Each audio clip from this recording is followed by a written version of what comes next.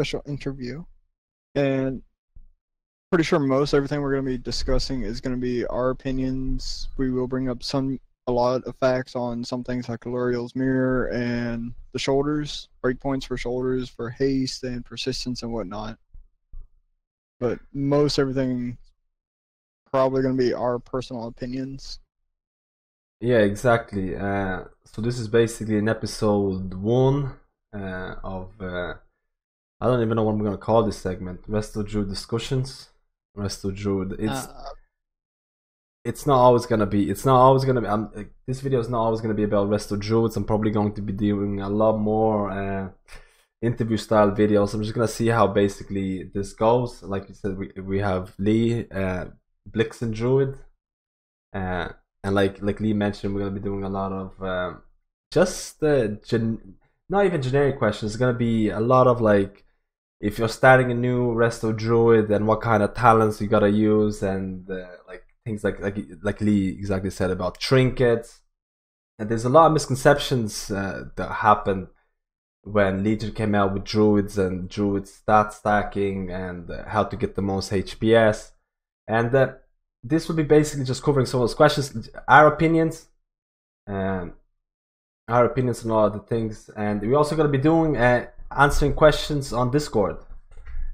So there's a lot of people who post the questions on MadSkillz Discord. We can post your interview questions, and we'll go through some of them as well. Okay, so I guess we'll get started off with talking about Luriel's mirror, because we've had quite a few YouTubers, and I assume Twitchers, I don't get on Twitch very much, but people asking why Luriel's mirror is bad and why, you know, everyone doesn't really like it, because it gives that extra proc of I forgot what it's called, but it gives extra healing on that person, and then when it blows up, it does extra healing to like 3 more people around it, plus all the haste it gives.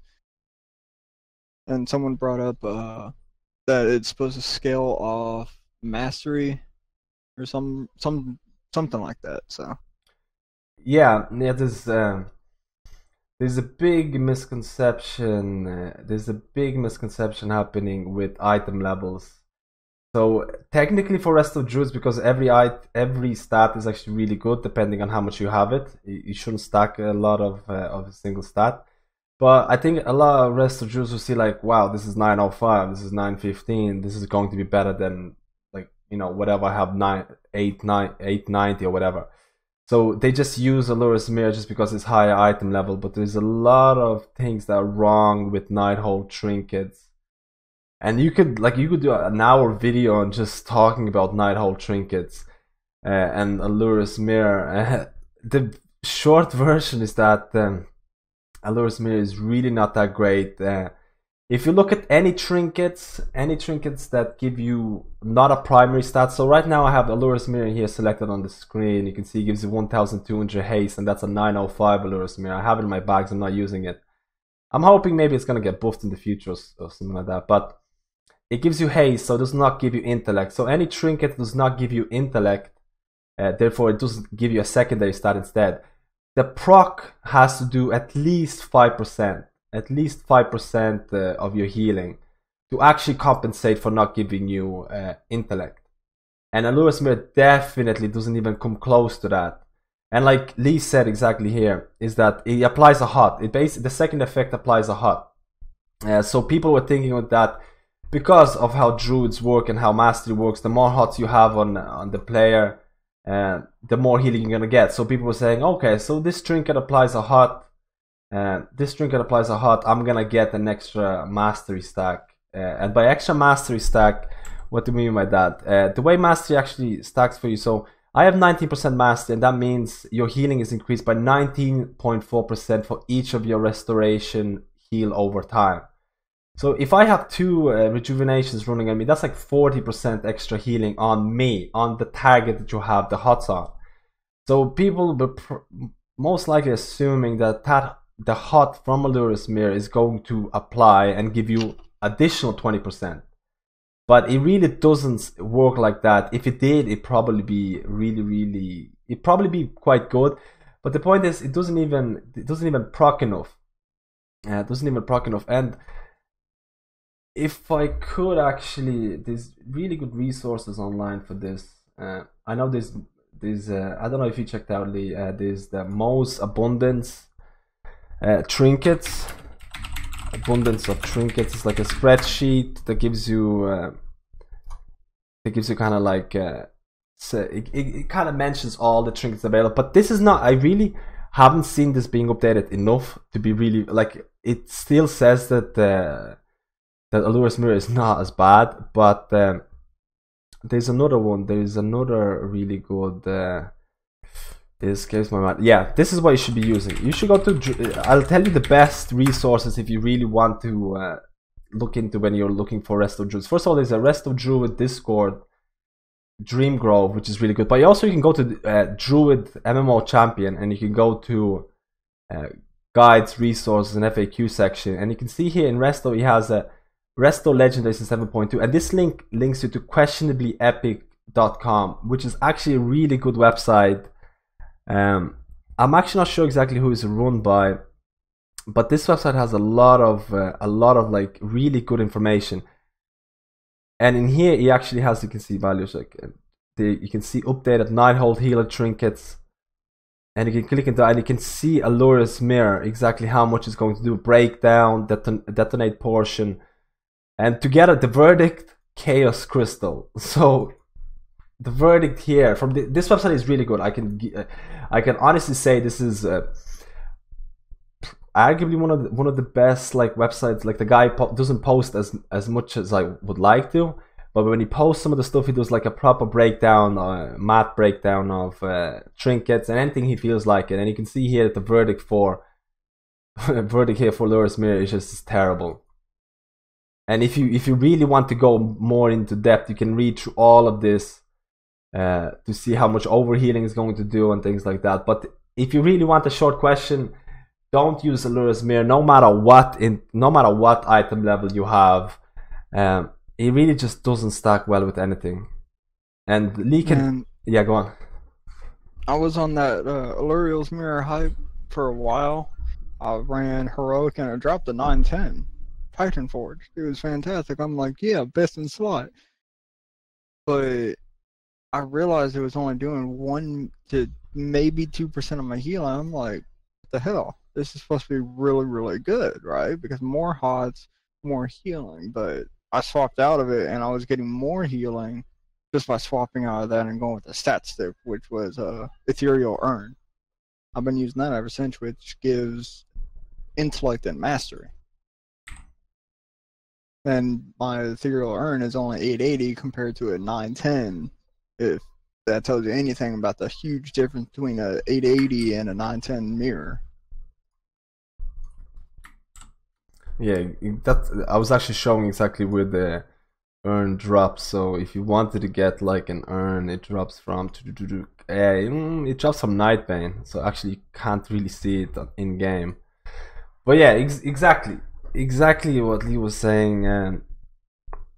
Stat sticks like the urn is going to be just way better. Like I have an 890 stat stick here. I think you had 880, was it, Lee? Yep, my Ethereal Urn is 880. I'm trying to get a better one. Even 880 urn is going to be better than your Allura's Mirror. Like it's going to be better. Even like that low item level, like the comparison is crazy. It's just Allura's Mirror is just way behind. It's way behind. I would like, I think if they were to buff it, increase the healing on it or increase the proc rate on it. That would probably compensate and make it much better than it is, because the proc rate on it and the healing on it isn't really that great. The problem with that is that it's already been buffed. Yeah, that's the problem. It's still bad. Yeah, the thing is that when it started off, Allura's Mirror was absolutely like terrible. Like people weren't even looking at it. It was a zero. And then Blizzard, they actually buffed Cake as well. So Cake was actually not really that good at the start when it came out. So I think I'm actually using Perfectly Preserved Cake. I use it on my Paladin for rating and 5 mans, and it works out great. It compensates for about 3 to 4%, I think, just off the shields. Yeah, raid. Yeah, and it was, but the thing was also that all of those trinkets, all the 9-hole trinkets were actually buffed. A lot of them were actually buffed after they were first released, because Blizzard was seeing that they were just like, first of all, it's like, if you talk about the trinkets and the like, stat sticks right now are like the best for at least Resto Druid and a lot of other healers, and that's even after the buffs that they did for 9-hole trinkets. So they buffed the cake, they buffed the Lyris mirror, they buffed, I'm not sure, I think they buffed the map as well, celestial map as well, which I have here. They buffed all the trinkets, and even after the buffs, stat sticks are usually going to be better. Actually, stat sticks are always going to be better to the same item level. They're probably going to be better by like 5 or 10 item levels, even depending on your stats. But even after all those nerfs, it still seems to be like that Blizzard really didn't think about the trinket. How, like, the stat sticks, first of all, are so boring. And I was talking to one of the guys who was doing PTR testing for 7.25. 7.2. I don't know if I can actually look at. So I can't. Too much Sargeras loot. It was actually looking at the trinkets. So right now, some of the trinkets, like let's say Barbaric Mind Slayer, your healing, it gives you intellect, and your healing effects have a chance to do an additional 100,000 to 113,000 healing. This, of course, more often at low mana. So these trinkets right now, the values here, have been almost tripled on the PTR. So they tripled the values of nearly every trinket, which I've only been told about in the last couple of days. So Blizzard is going hardcore now, making trinkets, effect trinkets, being really, really good. You will definitely, if the values stay the same, because they tripled the values that you see right now on my Adventurer's Guide. They tripled, like sometimes even like it's craziness.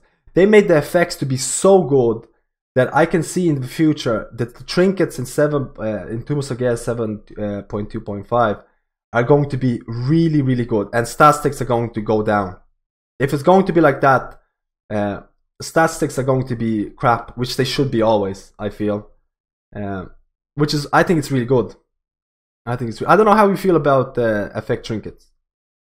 Effect trinket, it's like what you say in your stream and in one or two of your videos that I've watched.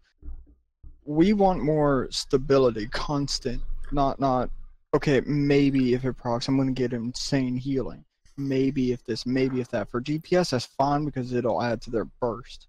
But for healing, we want more stability. So I think if they give it a high proc rate, it'll be very, very viable.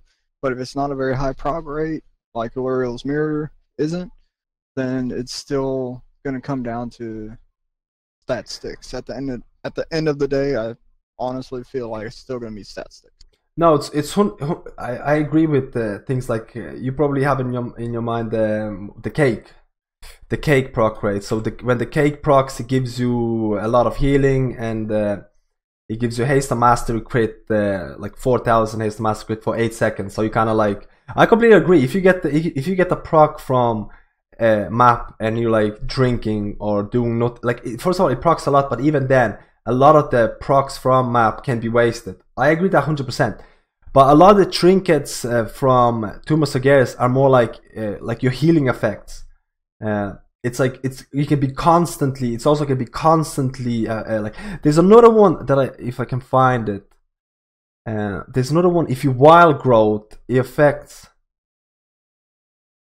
If I can find it. Your wild growth has a chance to grant you Ocean's Embrace, healing your nearest injured ally for 5 to 6,000 over 0.3 seconds.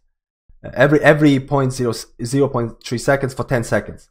So this is kind of like, it's not really like a proc, it's more like an addition to your main spec toolkit. So when you like a hot. Yeah, this is going to be, it's going to be affected though when you use wild growth. And when you use wild growth, there's usually a lot of people that need healing. So it's going to be like, it's going to be different than just the proc that you get for 10 seconds, and you have to make sure you use up that 10 seconds in the best possible way. These trinkets look like more, if I'm going to wild growth, I'm going to get more healing from wild growth. It's gonna affect it's gonna give a dot. And when I'm wild growthing, there's usually going to be a lot of people taking damage. So most, like 90% of the time, that hot, if it's going to affect it every time, is going to be pretty good. So it's not gonna be the same as in like, I'm not a fan of map. I'm not a fan of map procs, and I'm not, like, I agree completely what you're saying about it.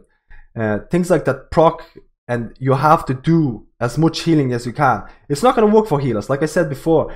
For DPS, yeah, because DPS have to spend 99% of the time DPSing boss. Obviously, if there's a special ad spawns and it needs to be killed quickly, if you get a trinket proc, it's going to be really good. But for healers, for like a lot of the fights, like if you look at fights like Star Augur, things like that, the first phase, where there's only the tank takes damage, and maybe every 30 seconds there's a little bit of AoE. The trinket proc is going to be, for that phase, 90% of the trinket is probably going to be wasted. It's only going to go into your DPS, into your healing DPS, which is fine as well. But it's not the same as being a DPS class and getting your priority stats boosted while you DPS. But I completely get it. But I think the trinkets, I think it's gonna be some of the trinkets are really interesting, and also Kil'jaeden's one is really interesting. It lets you apply a mark on 2 targets.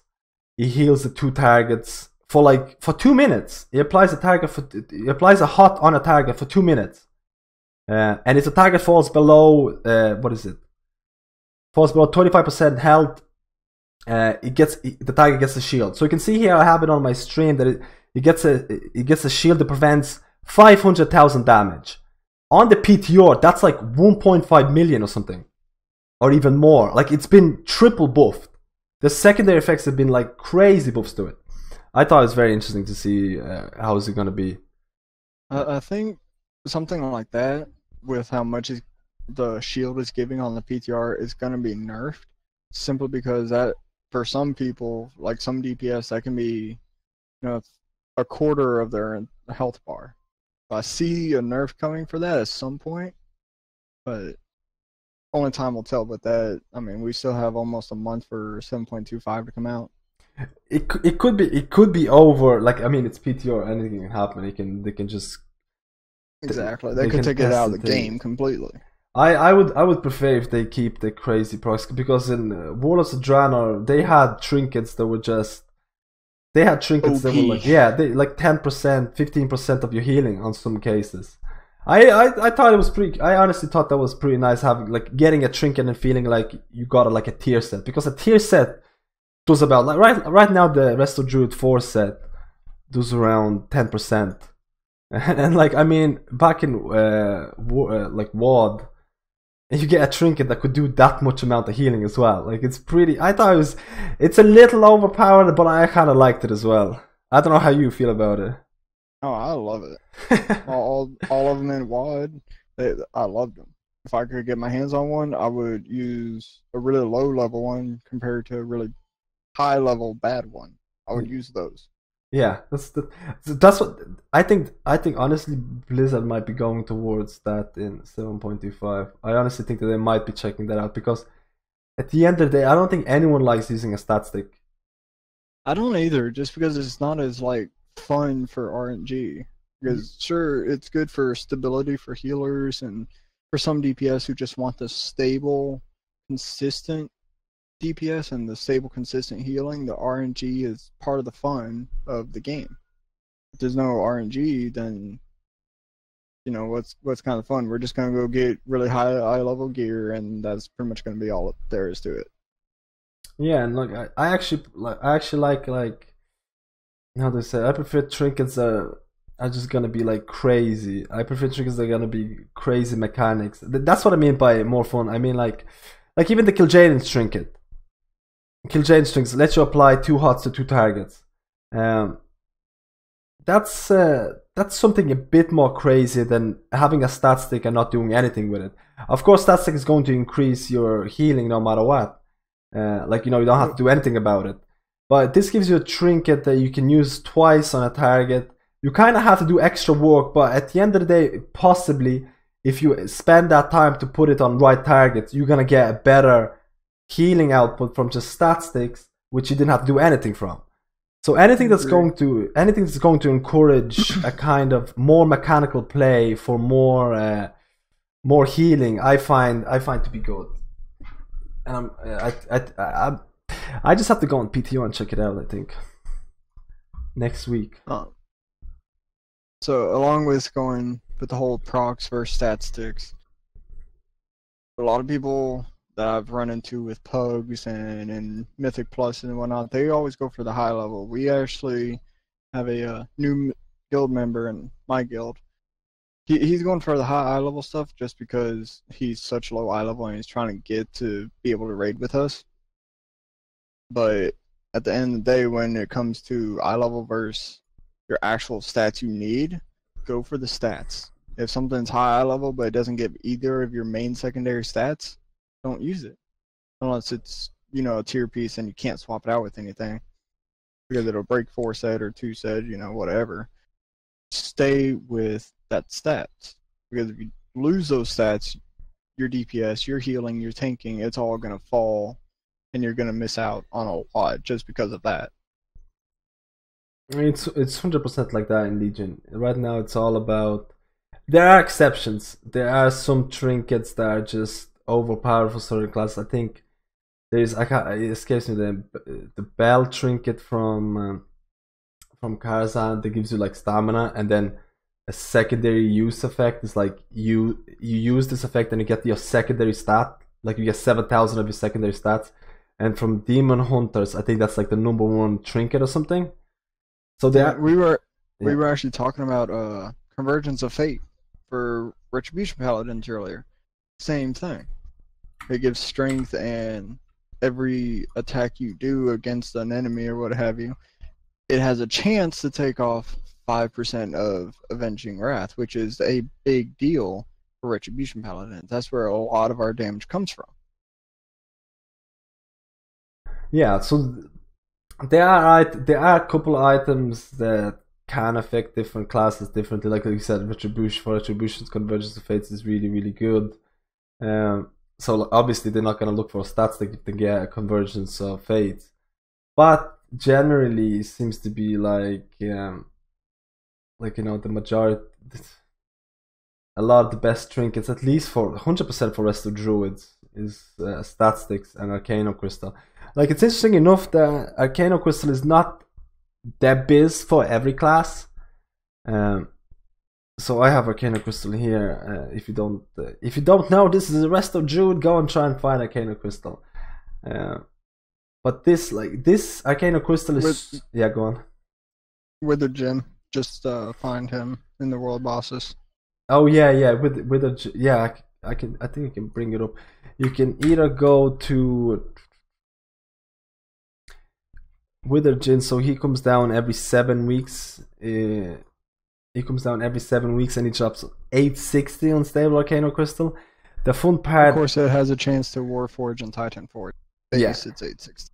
Yeah, it starts with 860. He has a chance to Titan Forge or Warforge. The problem is you can also get it from Broken Shores with 5,000 Nether Shards, which the default item level is 880. But first, that picks out... that's like from all the trinkets available in game, and you have to get unstable Arcano Crystal. But of course, if that Titan Forge, that has a higher chance of Titan Forging, and like a lot of people, I know a lot of people got their Arcano Crystals from there because Wither Jin comes down every 7 weeks or something. But the fun part is that 860 Arcano Crystal is probably going to be better. Like, my 860 Arcano Crystal was just a little bit worse than my 910 map that I had. I had a 910 Atreus map. You can find it here. I obviously got a new one, but I had a 910 one. And 860 Arcana Crystal was just tiny bit worse than that. So it's just for RESTO Druids, it just shows you. And technically, you can go into your spreadsheet, these Torty spreadsheets and things like that. I don't know if I should actually go through some Torty spreadsheets. You can actually see it in the spreadsheets that Arcano Crystal, like 910 or something, is better than Valence. Like, it's better than your legendary trinket, which is just ridiculous. It's just craziness. I think I can... I don't know It's if crazy to think about that just the secondary stat stick can be better than a legendary with 30 eye levels lower. That's crazy to think about. it's just it feels completely broken. Arcane Crystal is completely broken, and I feel it should have been nerfed a long time ago. Agreed. Because so many people want and need that, but it doesn't drop enough where, you know, everybody can get it. Exactly. I'm actually super surprised it didn't get nerfed. I'm really surprised. Of course, it affects Resto Druids way more, because for Resto Druid, technically, at the very start when you level your Resto Druid, your every stat is gonna be almost equal. Like, so you're just gonna need any eye, like everything's gonna be biz for you until you can actually start evening out your stats. But for the time being, everything's gonna like just need on everything. It's biz for you for that, like any stats. Versatility. People always misuse versatility. We can move on to the stats, I guess, if you want. After, I think. Sure, that works. I was actually reading something earlier while I was out doing some errands. And it went right along with what you said. For Restoration Druids, stat priority, there really is no stat priority. Everything is good. You need it all. You need crit, you need haste, mastery, versatility, because it all goes into, you know, the ticks of your hots. Crit increases, you know, the amount of crit you get off your rejuves and your water growths and tranquilities. Haste increases how many ticks you get, how fast it ticks, all that stuff. But they said, you know, just a base to start with when you're looking for stats is 20, 20, 20. 20 crit, haste, mastery, and 4 to 5% versatility. And then from there, you can, you know, tweak it to where you kind of like it. Like me and Mad, we prefer about 23% haste and about 21% crit mastery. And then verse, you can go up and down as long as you kind of have that baseline, 20 of everything and 4 to 5% verse. Yeah, that's something. That's exactly. That's a good balance. Seems to be a good balance. Seems to be the best way, at least from what I found out. I actually was almost going. I actually found out a spreadsheet for. I found a spreadsheet for the trinkets. I just wanted to mention before going. You can actually see that unstable Arcane Crystal 915 is going to be better than your Valence. Around 915 Arcane Crystal, depending on your stats, is going to be better than Valence. But that's all I just wanted. I just want to like also tell for all the rest of you who are looking for good programs, good spreadsheets and things like that. Like Tortoise has a really nice spreadsheet that you should definitely use to find out your stats, and not only just trinkets, just like stats as well. Oh, we went into the main by accident. But yeah, you should definitely use this for stats, and then you can also, like Lee was telling, right now my stats are not really that really even. First of all, as the rest of Druid, you should have raid gear and 5-man gear, because the stats change depending on 5-man and raid. And you should keep a good balance. You can see at the bottom right, I'm using a specific weak core. It's called Leafs Resto Druid Stat Weights. If you install it right away, it's gonna show 0, 0, 0. This is a question I get a lot. It's gonna show 0, 0 for everything. You gotta go to a Mythic 5-man dungeon, or you gotta go to any raid dungeon and do a boss. And then after you finish the boss, just look at your weak aura, and it'll tell you what stat you need the most. Right now, it was showing me mastery because I was actually doing 5-mans, and for 5-mans, mastery is just so good.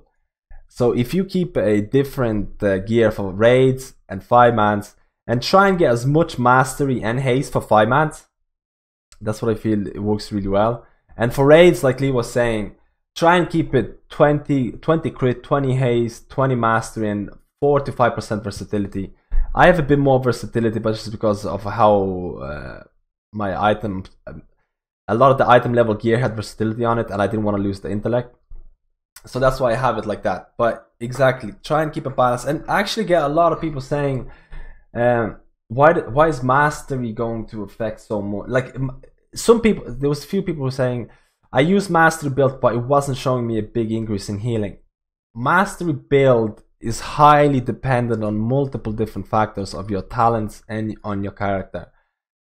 First of all, for mastery build, you need to be using Spring Blossoms or Germination, you also need to be using cultivation. So if you don't use cultivation or germination or spring blossoms, mastery is not going to be good for you. But you should be using these talents for most of the night holes because you're going to see the best numbers. But there are special cases where you might not. And second, most important thing, if you want your mastery to increase your healing, you have to be not over healing content. So I've seen there are a couple of viewers here as well who send me logs with 4 healers on like you know who you are. 4 healers on like a 15 man, not a 20 man, on like 15 man, and they have 4 healers, and that is just beyond overhealing. If you're overhealing to that extent, first of all, your cultivation proximal target is below 60%. So with 4 healers on that kind of level, your cultivation is probably going to do 1 to 2%. But first of all, we don't really care about cultivation healing that much because we care about cultivation will give you an additional hut. And like I said before, an additional hut will give you 20% extra healing on that target.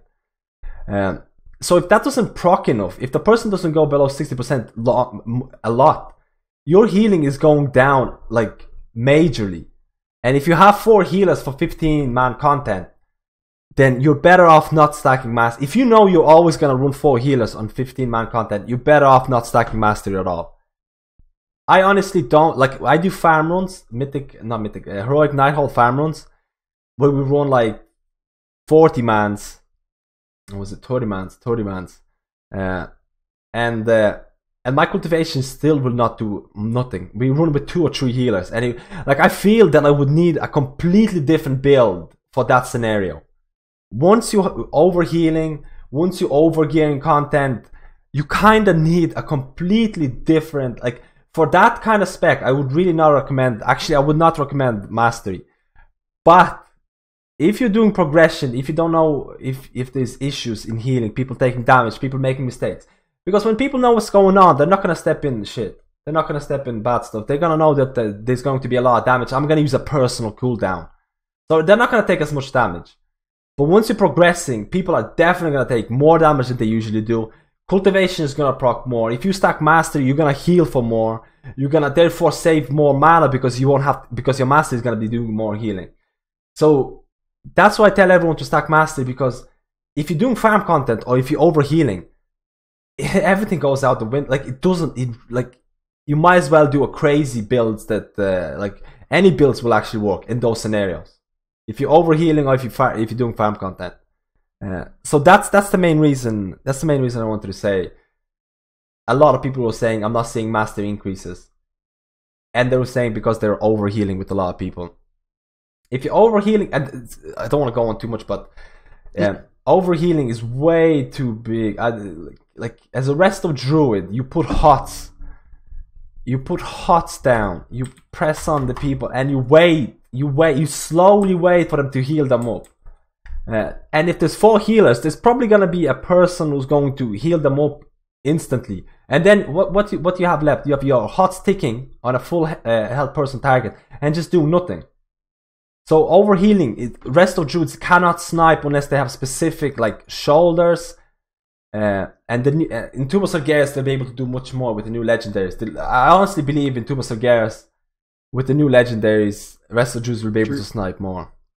Yeah, druids are going to be, in my opinion, going to be still top healers. We're going to blow everyone out of the water as far as raid healing, and in some cases even single target healing if you do the right setup. They're going to be really, really powerful. We can actually, I'm going to try and bring up the new legendaries that are coming with 7.25. We can talk about 7.25, I guess. Tier sets and stuff like that.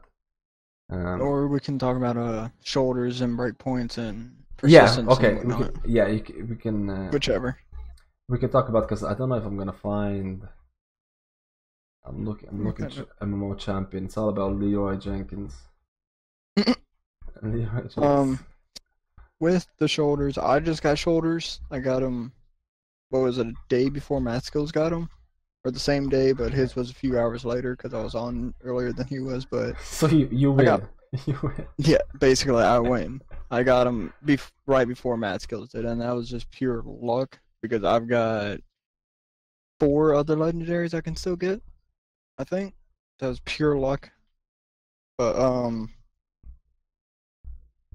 shoulders, if you don't have them and you have other legendaries you're using and you have a good balance of your stats, be prepared. It's gonna screw up your stats. It screwed his up. It screwed mine up, and I'm still working on getting my stats back balanced where I want them at and where they should be at. I'm still working on that, and it's been 3 days, 4 days, 3 days I think since I got them. But be ready for that. But going into with the shoulders, persistence is going to be #1 relic. It's always been #1, but now instead of just +3 item levels for the relic, it's probably closer to +10, simply because how good it works with shoulders, because each persistent gives you 1 extra tick, which is 1 second, where not having them, you're going to lose that extra tick. And it also reduces the haste breakpoint you want to have another tick. Like, I think Mad was talking about it yesterday during stream. If I remember, 1 persistence, your next breakpoint for your haste to get another tick on your rejuves is 23.6% or something like that. The second persistence relic, it drops all the way down to 20%. So there's a 3% difference. So the more persistence you have, the better shoulders are going to work, the better your 4 set's going to work also. I'm actually looking into if I can actually, put in the spreadsheet and I can show you exactly. Yeah, because I know you did the spreadsheet yesterday during stream. Yeah, that's exactly what I want to do. Let me see. Let me give me a minute if I can find the Tortoise. So you can get Tortoise spreadsheet from YouTube videos and from, like, it's actually being updated a lot and it changes all the time. But that's exactly what he was saying. So if you have, I'm going to open spreadsheet as well here. But the general idea with the new shoulders and the 4 set is that there's a specific breakpoints where you get an additional tick on your shoulders, or an additional tick from your 4 set. So your 4 set is each time your rejuvenation heals a target, he has a 2.1 chance to jump to a new target at full duration. So with extra haste, your rejuvenation ticks faster, so you have a higher chance of getting that free rejuvenation from 4 set. And very similarly, the way that the shoulders work, shoulders extend the duration of rejuvenation, and if he has higher haste, he has a higher chance of actually getting additional ticks. So the thing is that I'll show you now. I have the spreadsheet up, and Tori spreadsheet is really good for this. So if you have a Tori spreadsheet, I'm just doing the generic one, so you can see here. Let me see if we can actually see everything. Yeah, you can kind of see it. I'm not blocking it too much. But you can see here there's a special section for persistence. So you have three points in persistence. Technically, if you have your weapon in any way upgraded with artifact, you'll have 4. I have 5 because I have a persistence relic. So you'll have 4 of. So you'll have 4 persistence. So you might as well put it now here. So we can put it 4, and now we can go to shoulders and tier 4, and you can see here that these are kind of the next breakpoint. The next breakpoint with 4 is for shoulders is 26. For shoulders and the 4 piece is 29%. So these are actually really hard to reach. 26 haste can be really hard to reach if you want to keep a balanced stats. But the point is, the minute you get an additional point into persistence, so if you get a persistence relic, like I did, you get 5 persistence. And then you can go to shoulders and see the breakpoints now. You can see the breakpoint for the 4 set is 20%. Very, very doable. Very doable to reach. And you can see the shoulders and 4 piece breakpoint becomes 23.91. But you already got an additional tick. You can see here that the 10 ticks, you already have it because it only requires 10 haste. So if you want the 11 tick, you need 23.9. So the best thing you can do literally right now is to get at least 1 persistence, because you're probably gonna have around 20 haste. You're gonna have around 20 haste. The best thing you can do is try and get a persistence relic I'm like Lee was saying, it's gonna be plus 10. I'm not exactly sure how much it's like. I haven't done the math, but it's definitely it's definitely gonna be really important. Just because you have the foresight and if you have the shoulders, just get one persistence relic. Like I said, yeah, it's +3 because it's so good, at least +3.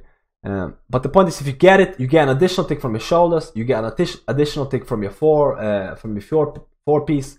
And if you're going hardcore, if you're really going hardcore, and if you're really lucky, it's also all about luck. You can go and get two. Persistence relics, and that gives you 6 in total. Or 3. Oh, you can go 3, but I doubt anyone's gonna be that lucky. You can go. I'll farm it. I will farm that for weeks. That's what I'm saying right now. I was like, that's the easiest thing for me to get my shoulders and four set extra ticks is to get persistence, because trying to get that 26 or 24% haste is going to be hard. But you can see here with 3 relic pieces. Oh, you can't actually see it properly. Ooh.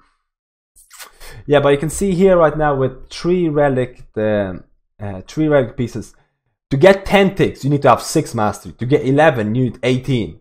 So straight away, you get additional tick on your shoulders. So if you can get a high level persistence relic, and you have the shoulders, it's going to be really good. And if you're raiding with 4-piece, shoulders are way better with the 4-piece. They actually play together really nicely. So that's why a lot of people, if you look at, I think I have Warcraft logs open here. I'll just do it quickly as well. Oh wait, wrong link. Yeah, I have Warcraft logs open here. If you actually go to Nighthold rankings, so some people don't know about this, but this is the best way to check what kind of legendaries to use and what kind of gear to use for Resto Druid on per fight basis. So when Sargeras comes out, just look at these, like not Sargeras, just look at what druids are doing. So you can see here that for Scorpire and the best talents in scenario: War Displacer, Beast, Guardian Affinity, Typhoon, Cultivation, Germination, and Flourish. Germination has become one of the best ones to use because the top legendary is Valence, but also because a lot of the people here are using shoulders. You can see it here. So the best legends right now is Valence for raids, is Valence and shoulders. And a lot of people here are using the shoulders and they're just going Germination. And they're just spamming Germination. But then again, right now, if you look at the people who are using specific legendaries, right now the fights last, you can see here, 2 minutes. If you're progressing on Scorpire and Mythic, man, don't like. So some of the, like, they are padding a lot. But when Sargeras comes out, go to Warcraft logs, go to Sargeras and check out Resto Druids and see what talents are they using at the start of the fight. I remember at the very start of the Nighthold, everyone was using Inner Peace. Inner Peace was #1 talent. Because people didn't know what to expect, literally. So Inner Peace reduces the cooldown of Tranquility by 60 seconds. First of all, like, it was so much misconception at the start. Everyone was saying Mastery is going to be absolutely garbage because Mastery only scales good if you have multiple hots. If you have 2+ hots on a person, and everyone was saying, in 25-man raid, how am I going to apply additional hots on targets? How am I going to do that? It's going to be impossible. But with things like Germination, Spring Blossoms, Wild Growth, you actually maintain 2 hots on people for a long time. And Mastery became one of the best. But at the start, everyone was running Crit and Haste and Inner Peace. And Inner Peace, most of the time, I would say, that Inner Peace, if you don't know the fight, it can be really hard to optimize it as well. But it'll be interesting to see what in Sargeras, what people are going to run. It's actually going to be really interesting. I'm pretty sure everyone's going to run Spring Blossoms. I'm pretty sure everyone's going to go with Mastery build, Spring Blossoms, and then check out, can I use Germination? Legendaries are going to be different. Legendaries are going to bring up so much different different talent builds because there's so many different legendaries. Like, there's Legendary Ring that gives you Soul of the Forest passive for free. Then there's a Legendary that gives you a free a proc chance of Tree of Life. When you Wild Growth, you have a chance to go into tree form for unknown duration of time. Like, these legendaries are gonna really change the playstyle, and also the 2-set and 4-piece is going to affect it as well. But I guess we were talking about shoulders and haste point. Just get persistence relics. That's what it is. That's the short version. Short, quick version. Persistence for relics. OP. Yeah, 100%. What was the next one? 7.25. Yeah, we can look. I'm gonna try and bring up. I'm gonna try and bring up 725 tier sets. Now I know for I've seen it. The tier sets for RESTO druids. Our efflorescents are gonna be our main source of healing, and from what I've seen from videos, I haven't done PTR. I haven't bothered with it yet. Fat Boss Guides, from when I've watched their videos, there is quite a bit of stacking, so our forward piece is actually going to do quite well. I guess they kind of centered around that with all the healers, so they're going to make bosses to kind of stack up, be kind of tight knit from part, but it's going to increase our efflorescence by 400% for 8 seconds. So I forget what procs it. It might just be a flat base 400%. It's every time you Swiftman, it's going to be actually in here in the video it says healing increased by 300% for 8 seconds, but that's been buffed to 400, like Lee said. So the foresight is basically every time you Swiftman, your efflorescence is going to be increased by 400% for 8 seconds. So it's kind of like a burst healing increase. So the fun part is that we can start snipe healing. Yes. Yeah, it kind of is exactly like that. The messed up part, the fun part is that you can burst healing. So every time you're gonna Swiftman, you put your efflorescence down. You don't even need to put your efflorescence down. You can just Swiftman, and your efflorescence is gonna heal for loads for 8 seconds. And if you actually move your efflorescence, it's still gonna heal for loads for 8 seconds because Swiftman will apply a buff to your character. So you can just move around the efflorescence anywhere, and it's gonna have that buff. So if you feel like, originally I thought it's going to be like I Swiftman and then efflorescence gets applied, and then if I have to move it, it doesn't get the buff. Originally that's what I thought, but it's not. It actually seems to be every time you Swiftman, a buff is applied, and say people move out of this, you just move them back somewhere else and you still have the buff. The sad part that I thought, at least it seemed like it was going to be a sad part, it was that the 2 set, which was Swiftman has up to 40% reduced cooldown based on the current health of a target.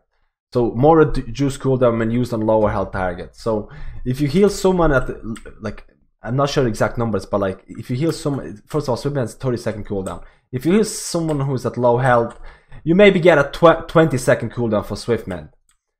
By itself, 2 set is just pretty crap.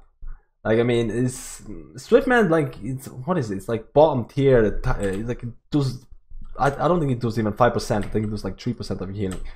But either way, I wouldn't even say that because it's very rare I actually use Swiftman, because I only use that if my tank's going down or if, you know, our top DPS is about to drop. Yeah. Which is pretty rare if your healers are actually doing what they're supposed to and keeping everybody fairly well health. So I rarely ever use Swiftman. Exactly. So it was like I was like feeling like, oh my god, it's like you're not even gonna care about the tier set until you have 4 set, because the 2 set is so garbage. It's gonna be terrible. I'm was saying like I'm never gonna get the 4 set because like I'll be like, I don't need the 2 set. I need the 4 set because 2 set is not gonna do anything.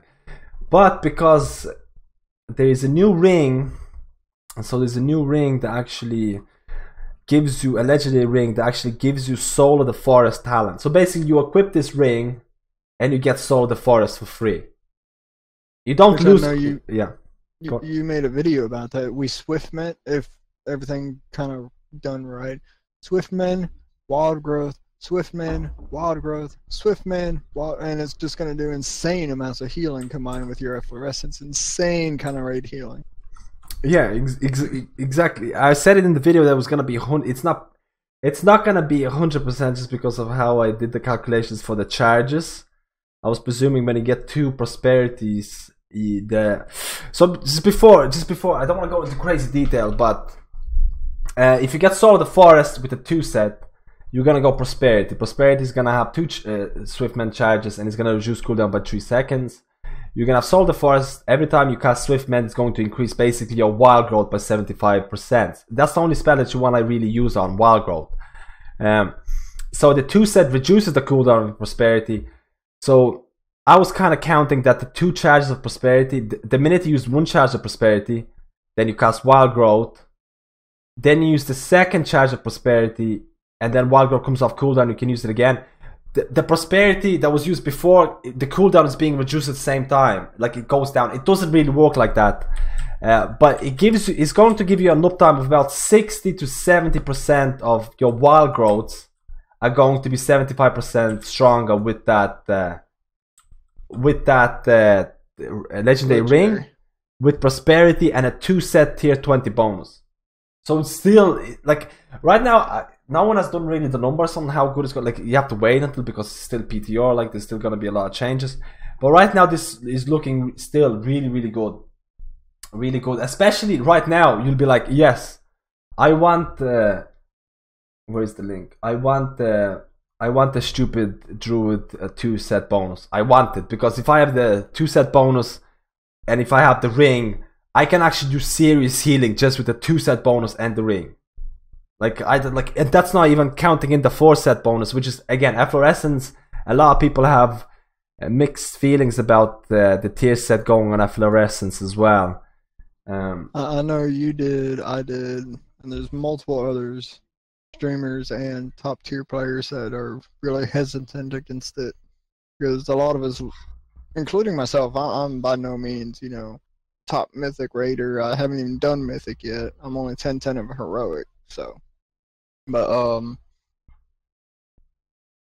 they're really kind of adverse to it because us average players aren't very good at keeping efflorescence down. I think my top was 2 minutes in like a 2.5 minute fight. That's the best I've done in Nighthold so far. I'm working on it, but if you don't have efflorescence down, you're gonna lose a massive amount of healing. It's 100%. I'm actually been saying this for a little while now. So this is the soul of the archdruid. That's what it's called. Soul of the archdruid legendary ring. It gives you quite a little amount of secondary stats. Just probably because it might change, it might not. But probably just because of how strong the soul of the forest hand is going to be with this. But like Lee said, and I've been saying this a lot. I've been looking through a lot of logs and stuff like that. The biggest issues right now with Resto Druid, at least the new people trying to play Resto Druids. Resto Druid playstyle is all about, a lot of it is about spell uptimes. And I'm going, like, I haven't played every healer, hopefully will in the future, but I feel that Resto Druid are the healers who rely most on spell uptime. You need to have efflorescence down 100% time. You need to have your life bloom down 100% of the time. And if you spec into scenario word, you need to have your scenario word down 100% of the time. And without question, you need to have this 100%. That's obviously 100% is going to be as possible. Exactly. Obviously, it's in real time. You're not going to have 100%, but I mean anything between 80 to 100% is somewhat acceptable. And so, I always forget some of the stuff and things like that. But the biggest problems that I see in a lot of Resto Druid logs, it doesn't actually even matter. In a lot of Resto Druid logs, I see efflorescence is not down a lot. If you're using Spring Blossoms add an additional hot to you. If I can actually show it. Spring Blossoms add an additional hot to the target. To 3 targets there in efflorescence. And it's not only those 3 targets, it adds to every person who stays in it, 3 people at a time. So technically half of your raid could have this hot, and that hot increases your healing by 20%. So if you spec into Spring Blossoms as Resto Druid, and your efflorescence uptime is like 50%, and you're asking about why is my healing really down, you literally lost, first of all, you literally lost so much. Efflorescence was about 5%, Spring Blossoms was around 5%. Efflorescence can do like 7% healing. Not only you're losing around those values in healing, but you're also losing that hot, which increases target healing on that person by 20%. So it can be anywhere from 10 to 20% of healing. It can be anywhere. You might look at your logs and say like, okay, my efflorescence doesn't do a lot of healing anyway. But if you spec into Spring Blossoms, that hot is going to be bigger portion of healing than the efflorescence healing. And right now with the 4-piece set in tier 20, where efflorescence gets a huge boost when you Swiftman, like I mean, if you Swiftman and you don't have efflorescence down, your 4-piece is not going to do anything. It's going to be like I said it to a lot of people as well. If you're having problems with efflorescence right now, I would really try and practice using efflorescence. Get up as much as 100% uptime as you can. Right now, you should do it right because you're gonna have to get 100%. And I know there's another guy from, I think it was Val, I can't remember, from the stream was saying, and it was actually completely viable. Technically, I had 2 sets, so this is my 5-man gear. I don't actually run 4 set for 5-man gear because 4 set is actually really not that good.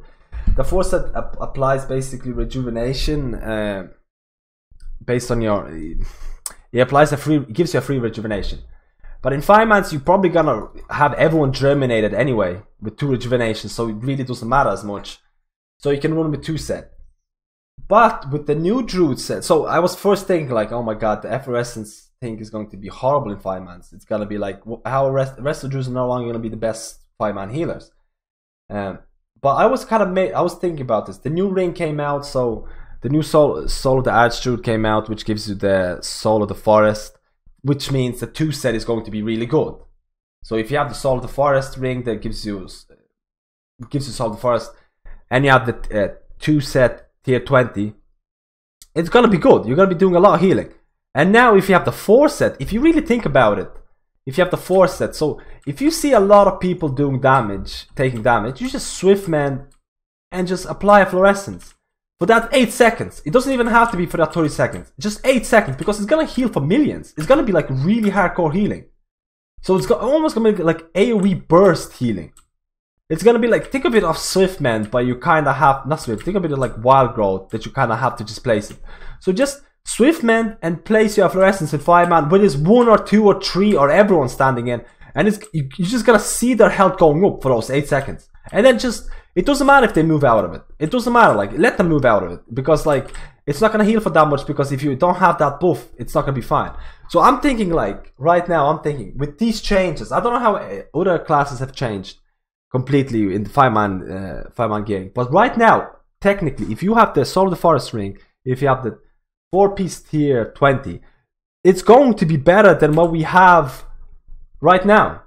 So technically, RESTO druids are going to be better in 5-man healing from the tier 20 and the ring and the legendary ring that's going to happen. So that's actually really exciting. I think that's going to be really cool.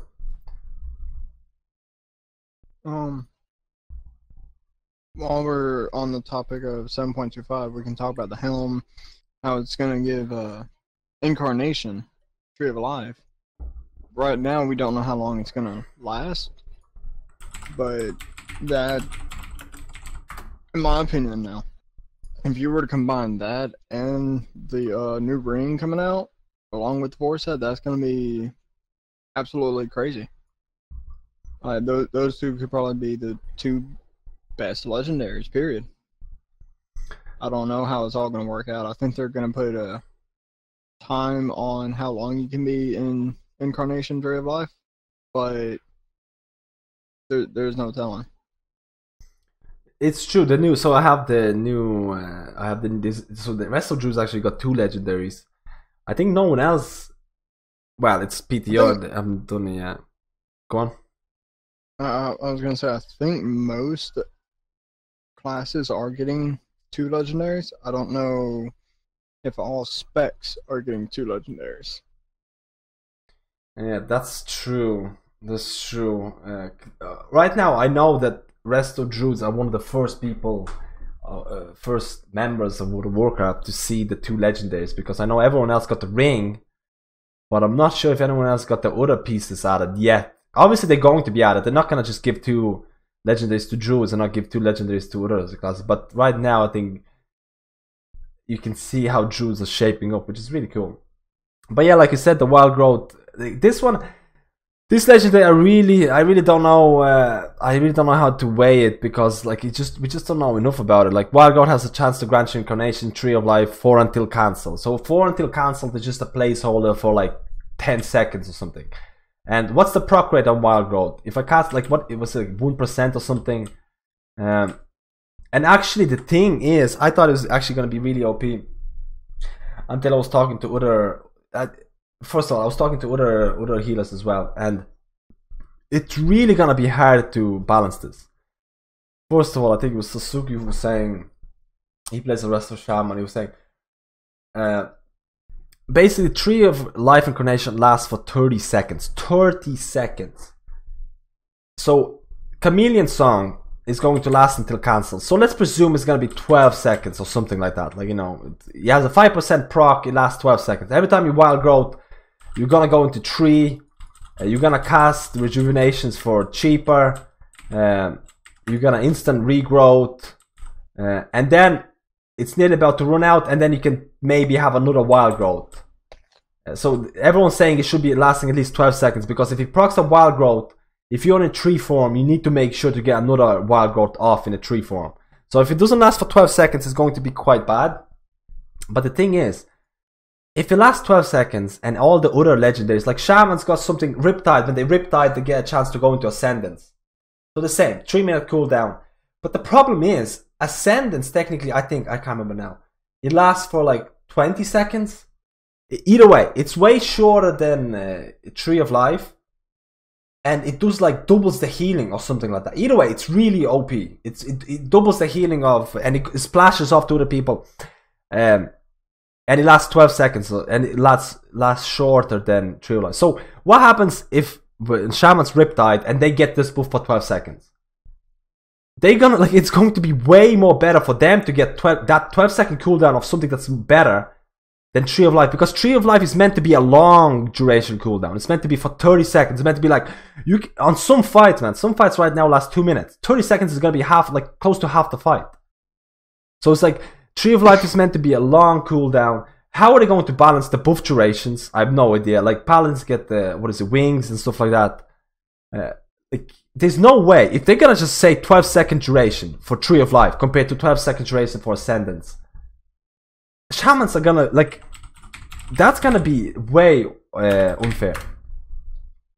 I can look at Ascendance right now as well, just to see it exactly.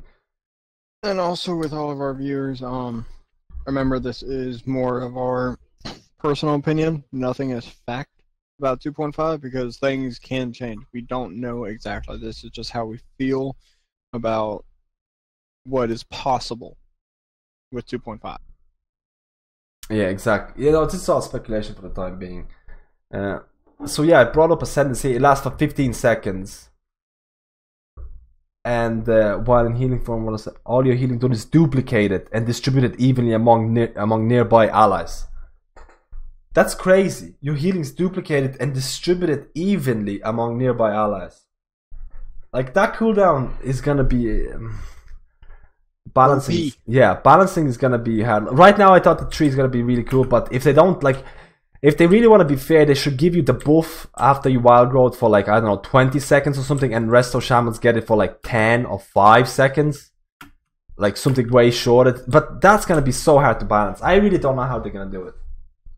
I really don't know how. It's gonna be interesting to see when it comes out. What healer is really gonna top the charts with once they get those legendaries. It's gonna be very interesting to see. 100%. Say the least.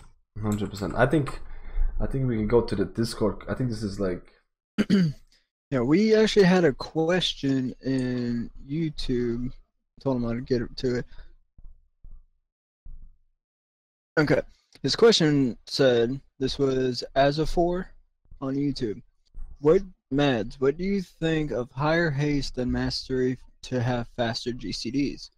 It might not be better than mastery, but in Mythic Plus, but it feels really nice. 100... Myself. Yeah, go on. You answer. Now, I'd say myself.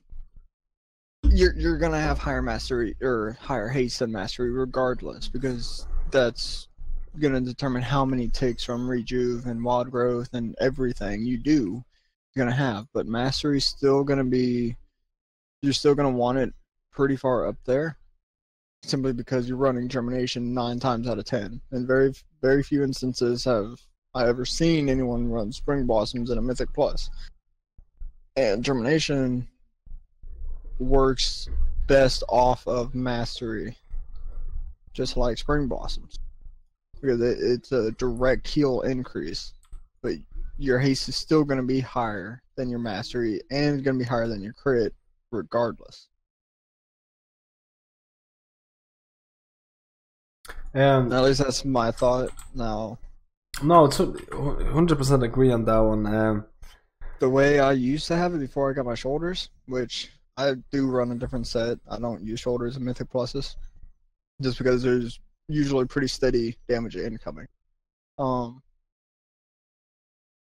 usually ran about 21 haste, right at about 21 and a half, 22, or swap that.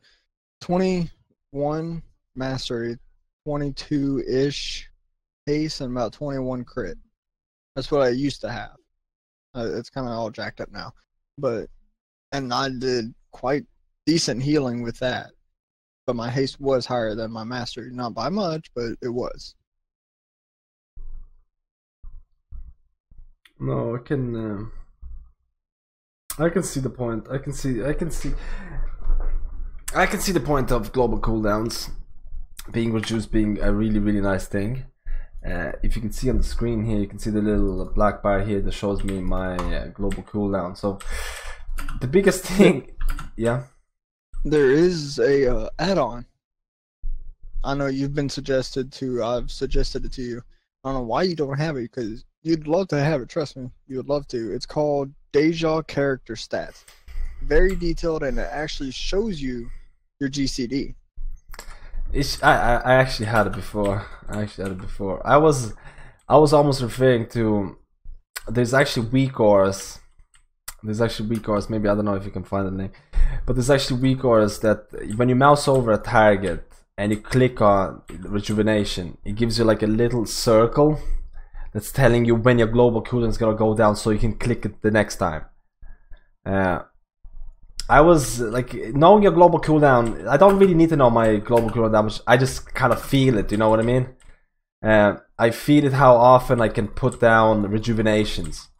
And like Lee was saying, we're both like having like around 23. Right now I can't really fix my stats. I have to stick with what it is right now. It's because of the shoulders. But I like having around 23, 25 haste. And I can feel it. Because it's RESTO DRUID, you're going to be doing just rejuvenation spam and global cooldown spam all the time. That's gonna be all your thing. So I can see a haste build, but the point is, the more haste you have, the more times you can put rejuvenation.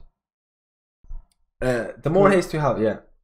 There's also a thing with haste. You don't want, stupid amounts of haste, because then your GCDs are gonna be kind of overlapping, and you can't get those rejuves. You can't get all your spells out fast enough to keep up with your GCD. Because I've seen people have past expansions. They had so much haste, their global cooldown was just under 1%. There's no way you're going to keep up with that. Like when I'm running my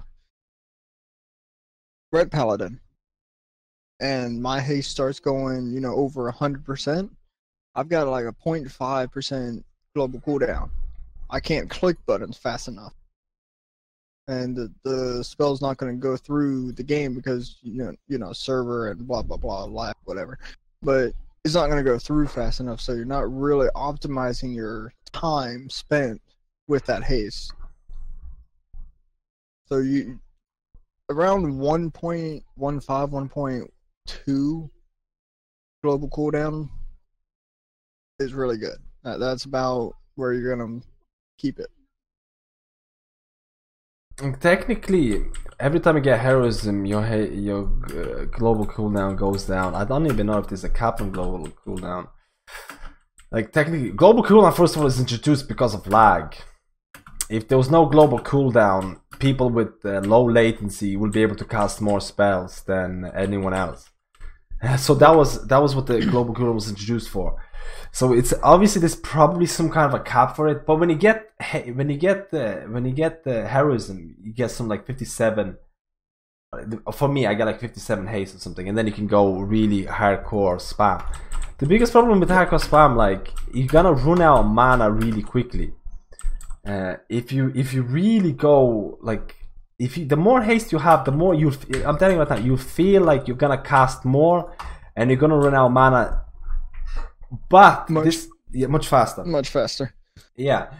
But the thing is, there is special ways where you can just like farm content. If you're doing farm content, if you try to do maybe logs, you can honestly can go crazy hardcore haste and just try and snipe everyone.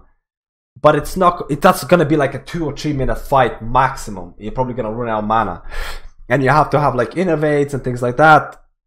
So it's only really like really high haste one is only really viable for farm content. Or if you're running inner peace, but even then, like the way haste affects tranquility, it's almost negative. Like if you trank during heroism, it makes your tranquility. It doesn't increase the healing; it just makes it tick faster. And sometimes you don't want it to tick faster. You want it to be like a long 7 or 8 second cast time, because the damage is coming every like 5 seconds or something, you know. Or every 2 seconds, and you don't want it to go to 5 seconds or 6 seconds or lower. You just want it to be the same. So like haste is almost not good for people. Disregard haste for tranquility. They don't actually like stacking. Like if you're including haste, you don't include tranquility into haste. Like the spells that affect it, at least in a positive way. But I really wouldn't go really like Lee said as well. 20. It's all gonna be personal opinion, but I find like anything above, first of all, anything above 20%, anything below 20%, I would feel is gonna be too slow. You're just gonna be like 1 rejuvenation, then wait a second or 2, like 1.5 seconds, another rejuvenation. And your job as a resto druid is to have as many people rejuvenate as possible. So that's. I guess we'll go to the next question. From Lazy Turtle is number 1. How do I snipe heals and pad meters with? This is on Discord, isn't it? Yes. I'm gonna put on the questions on the stream so you can see the people who posted it are famous. They're becoming famous. But how do I snipe heals and pad meters with bad legendaries and average 905 eye level as resto druid? Myself as a resto druid, it's really not going to happen without your shoulders. If you have shoulders, then you have a much better chance of sniping heals. But we still do, we do healing over time versus instant heals. Like we have, 1 second cast, 1.5 second, 2, whatever, however long your cast time is for like Holy Paladins, Flash of Light, Holy Light, Shamans, Chain Heal, Healing Surge, I forget what priests have. Those are direct, you get this much health. That's it. Like right now you get 300,000 health versus us. Our 300,000 health comes in within over 3 seconds, 4 seconds, whatever. So I don't really think you're going to be able to snipe heals without the legendary shoulders. Yeah, it's I completely agree. It's gonna be with no good legendaries and stuff like that. Like if you really want to snipe heals, man, you can probably go like the tree build. You can go the tree, and if you know the fight really well, you can just, let's say for botanist, even then it's gonna be super hard. But I mean, when you're going tree just to snipe heals, you're just like being, like you can't do that on progression fights. If you're doing on farm, yeah, you can't do like progression. Like you're supposed to play as a team. Exactly. The way I like to think of, all healers when you're doing progression fights, or in some cases even on farm, all the healers should, in my opinion, be around the same healing. There's always going to be those that are quite a bit higher, but if y'all are all kind of on the same level as healing, no one's wasting a whole ton of mana. Everyone's doing their job as a healer. So, you have a shaman, you have a druid, and you have a paladin. You're all right at 600k HPS.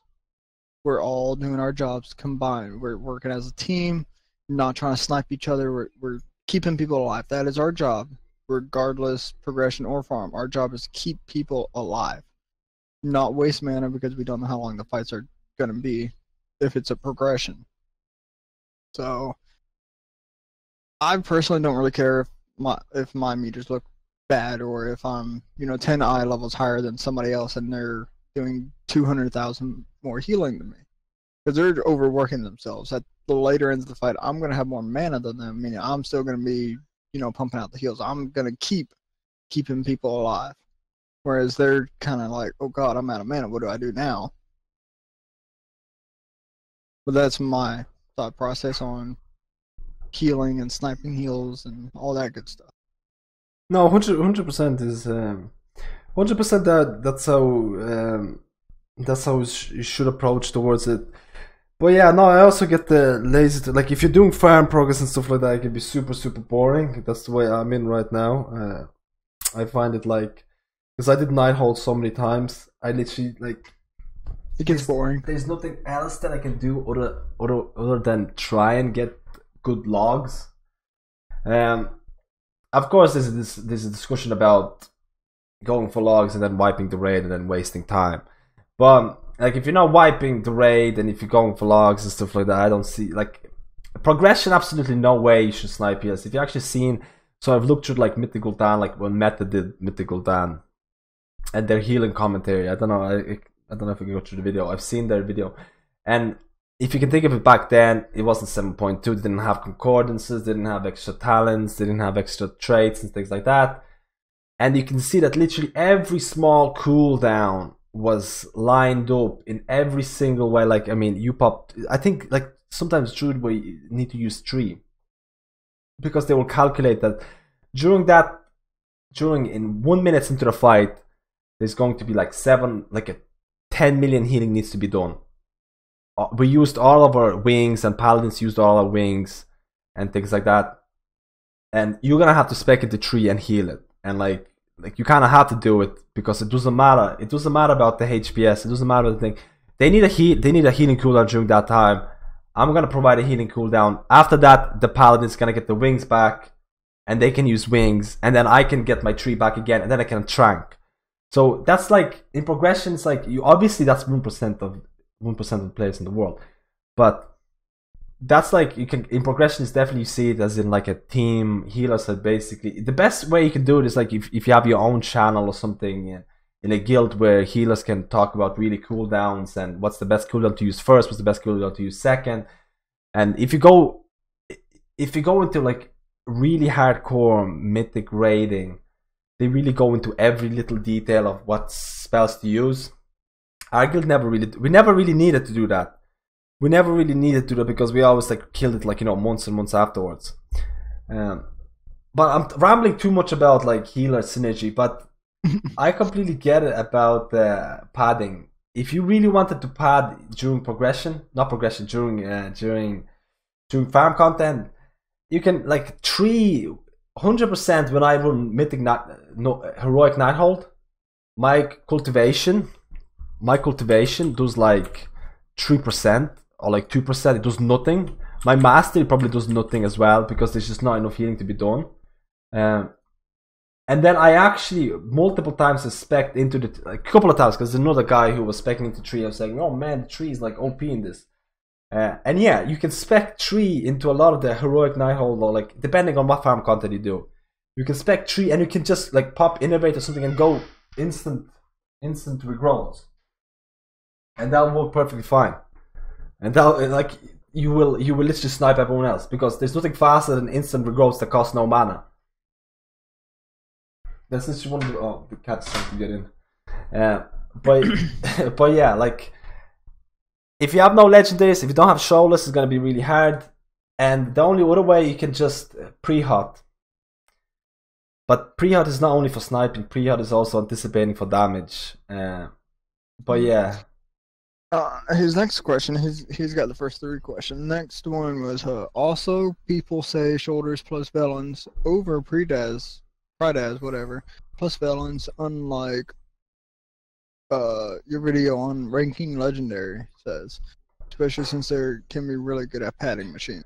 I think we kind of went over the whole padding thing. No, anyways. I think maybe listeners saw the video for the 7.25 legendary rankings. Or maybe it was older one. I think it was the updated one that you did. Yeah, it was a few weeks ago. Yeah, it was when the shoulders are gonna get the nerf. So Predas would have been better than the shoulders after the nerf, 100%. But now they also introduced the Sword of the Forest ring and things like that, so it's going to be different. But yeah, after the shoulder nerf in 7.25, shoulders are going to go mid tier. They're no longer going to be really good. People are saying they're probably still going to use shoulders for, let's say, fight.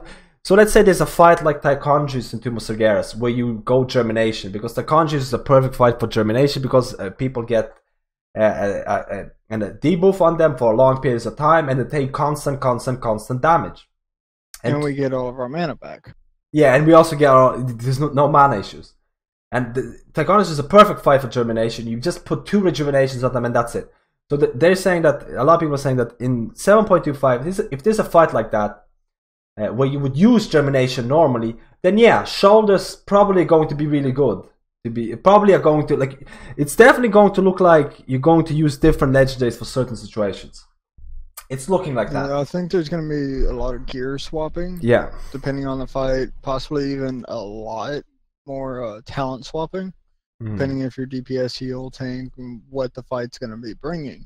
But none of us truly know what the fight's going to be bringing until it hits live. Because anything can change at any point. 100%. But yeah, I think this, yeah, we can move on to the other one. Also, next one. Yeah, go ahead. You can go.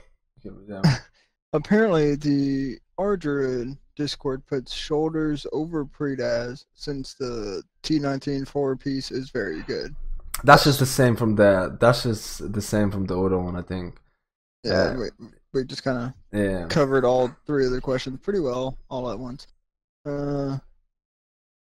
Hasselhoof. When you are doing Mythic progression, what's the biggest challenge as a RESTO druid? Would you say that healing is easier than DPS requirements for a fight? I'd say yes. Healing is easier to meet the requirements. DPS is not, because there are enraged timers DPS have to meet. That's why most guilds who are doing progression and doing heroic, and method, they all funnel as much gear into their DPS as possible.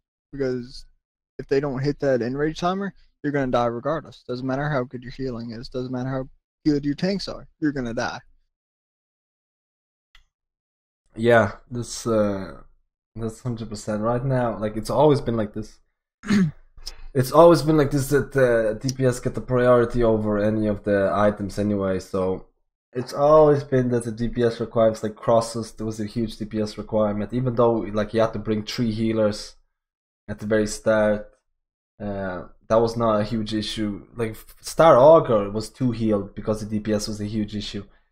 The problem, like, it's always gonna be a DPS requirements are gonna be higher than healing requirements. But I really wish that Blizzard one day will do something a little different instead of favoring DPS and rages. What if they're going to, like, why don't they just make a fight that absolutely annihilates in AoE healing? Just gives you some crazy healing that you literally cannot do. Like, first of all, but that's the problem. People are just gonna bring more healers. But why not? I think they have done something like that in the past, where they had you had to have this many healers and had to have this many DPS, and they both had to meet those requirements. If not, you wouldn't be able to do the boss. I think they have done that on one boss in the past. Yeah, maybe 2. I really wish it would be. I really wish it would be more like, same with tanks. Well, like, I guess there's only 2 tanks in a raid at most times, so like there are some bosses where you can run 3 tanks. Like I was watching Fat Boss.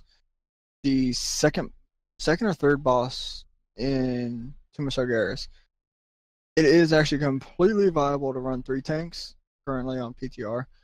Not that it's going to be that way on live, obviously, but it is viable currently on PTR to do it, because there's going to be 2 tanks doing the bosses, and then there's going to be 1 tank in like this cage area that his whole job is to stay in there and keep aggro on that ad in there, dropping these orbs so DPS and healers can get back out as soon as they get in there, basically.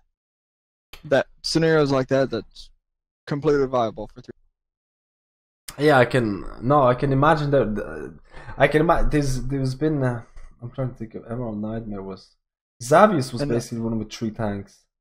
not that we're promoting Fat Boss. It's just the video that I watched. There are other videos showing the bosses out there. That's just one I watched.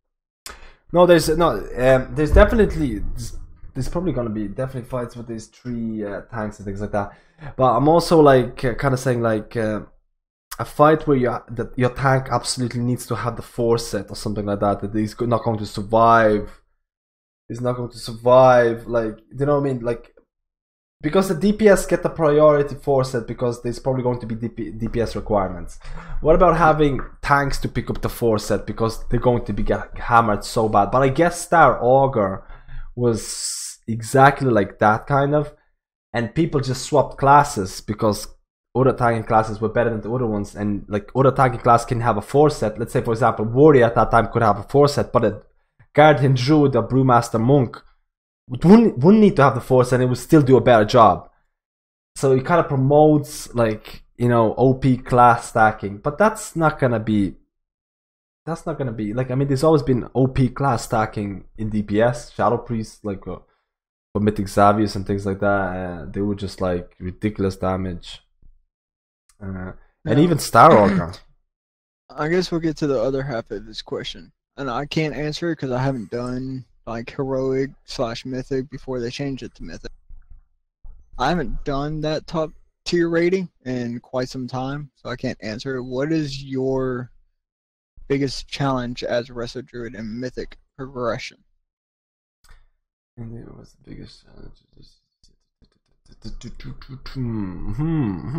I wouldn't even say. I would really like to do like I don't know, like like when I say proper mythic progression, I'm talking about when tactics are not out for a boss and you kind of have to look at, oh, okay, that did that much damage. How can we handle this? Like technically, learning the fight. Yeah, technically all the fights I've ever done is like, oh, here, read up on this guide or get this video and we'll just copy it. So I think most of, like, first of all, if you're not in like a world top 10 or top 100, if you're not in a world top 100 guild, you're just gonna look at videos, most likely. You're just gonna look at videos and you're not gonna read through it. But even then, even when we look through the videos, the hardest part, honestly, is assigning cooldowns and mana management. Honestly, that's the hard. Like at the every time I get to a new boss, I'm like, where am I gonna use my trank, and how is my mana gonna be? Where can I use my late horn? Because most of the time, if you use your trank, if you get assigned first trank usage, for the rest of the year or whatever content is there, you're always gonna have your trank there. So it's because trank is really good as well, and you need to kind of optimize cooldown. That's one of the hardest things, honestly. Optimizing cooldown, and sometimes some cooldowns are like really, really needed, and knowing exactly, and also mana. Mana is a huge issue. Like when we're doing Star Augur, Mythic, not Star Augur, Spellblade Mythic before all the nerfs and before the DPS increase. It was honestly one of the most mana intensive fights, especially because I was running Termination. I was like, honestly had to have like Blessing and Wisdom and things like that. And at the start, I was like, I didn't know how I'm gonna have mana.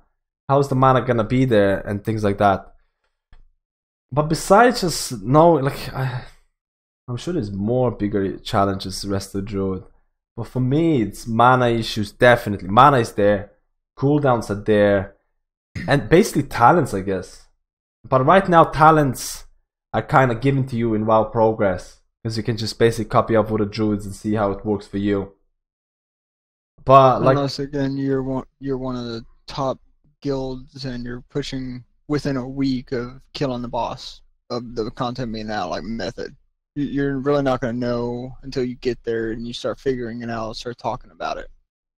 Like that's the real hardcore progression thing. Yeah, those are the guys that's probably getting paid to spend 8, 9, 10 hours a day on one boss to kill it. The fun part is that they're not. Only very few of them actually have The fun part is that a lot of the guys who are okay, Method is a bit different because like they have their own franchise thing going, but a lot of the Mythic guys, just they don't even like stream or anything like that, and technically Blizzard uses them as like benchmark for them. Well, not really a benchmark, but seeing how to make really hard bosses, and they're the testers, but they don't really get much out of it. And a lot of them have, like I mentioned before, a lot of people from like top guilds, they just take 2 weeks off from work, and they just play hardcore for 2 weeks and they go back to work. Because, I wish I could do that. Yeah, it's a lot of people were saying why is Europe higher progression than America, and one of the biggest issues of saying is because it's much easier to get off work in Europe than America, which is true. Which is 100% true. So a lot of people. The really only way I know, Blood Legion used to be #1 for quite a few expansions, and they were on Illidan, which is an American server. But they actually were endorsed and got paid for it. They got paid to raid 8, 9, 10. I've even watched them, and they raided for 15 hours for one day to kill one boss. To kill one boss, they were being paid that whole time. That's pretty crazy. I know they've disbanded or broken up or something. So we don't really have a top U.S. guild anymore like that. Not to that extent. Yeah, right now for the top, like they will most likely will do a boss. Right now I know for sure they do a boss for as long as it takes, and that means basically after probably like. I know multiple times they're saying like after 15, 18 hours, just people start making mistakes, so they take like power naps and stuff like that. It gets that hardcore. But yeah, we spent way too much on this. Next one, Cal Drogo. Sorry if I butchered your name. In the Keystone videos I've watched, I've seen you cast Regrowth a lot, but I rarely see you cast Wild Growth. Is this because of mana efficiency, or did I just miss the Wild Growth while watching how you deal with mechanics? Yeah, most of the time, I just... First of all, Wild Growth is just like basically the go-to spell in 5-mans. This has to be in 5-mans because I don't cast Regrowth in raids at all. Yeah, they were saying Keystone videos. Oh, Keystone videos, yeah. Yeah, I cast Regrowth because it's actually probably the best spell beside you mainly use rejuvenation on targets just to get the mastery bonus, because with every rejuvenation, every hot you have on a target, it's increased for me at least 20% healing. So 20, 20, 40, 60 and things like that. And also Regrowth applies a hot on that target, which also applies another 20% healing to that target. I use Wild Growth. I sometimes even use Wild Growth when there's no damage, but I know there's going to be incoming damage just to give me the 2-set bonus. But I do... And the fact... Yeah. And I also know this from running as Druid too and watching your videos.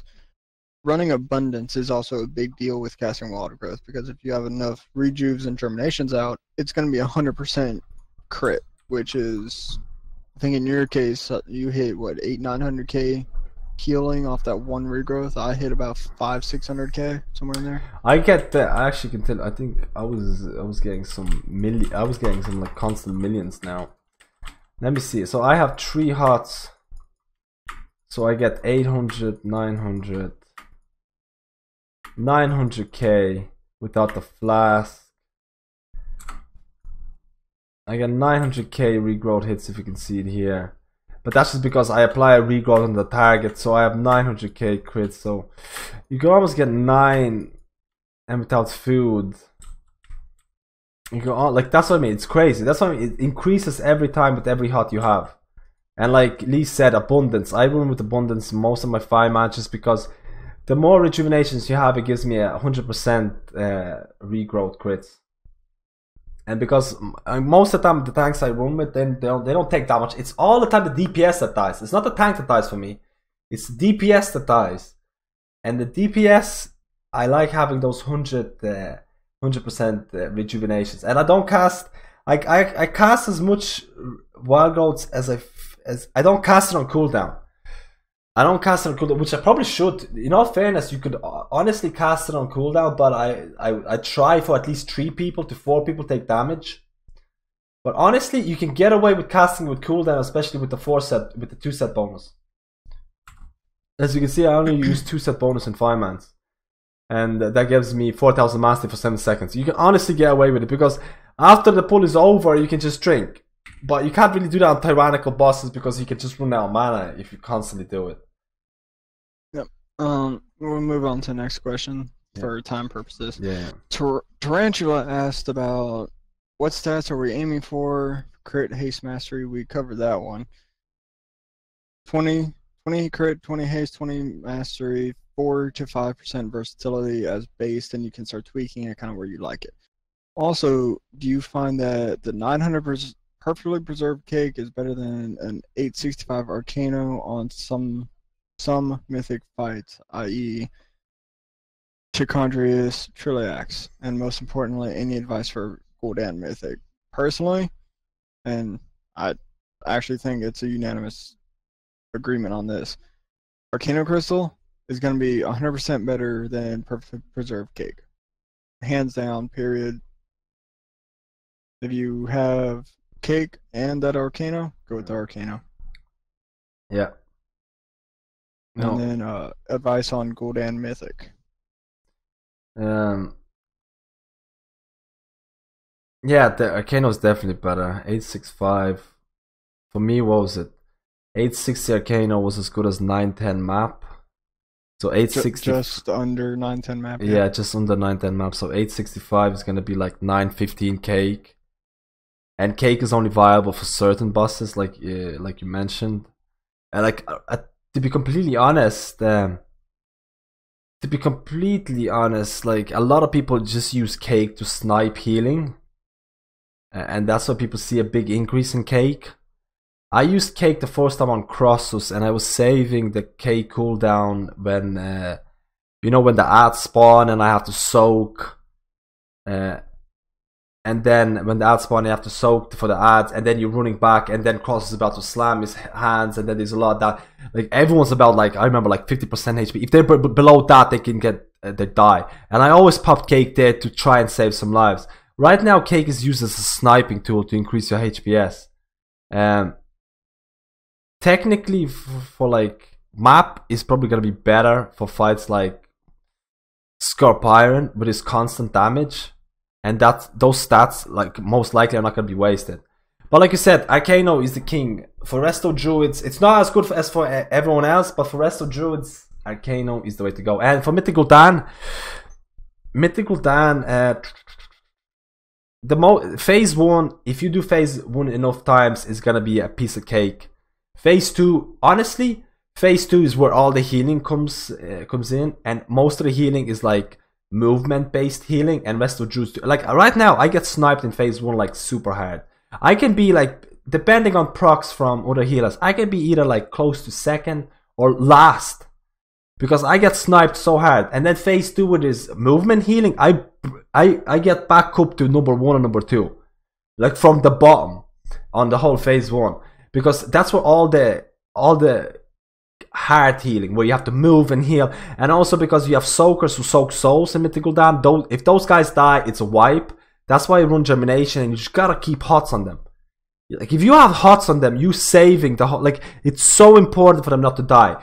And because the winds pushes you back and forth, other healers can't do it. It's much harder for them. You just keep hots on them, keep light bloom, keep scenario ward, and you're saving the guild. You're just you're carrying the guild through the second phase.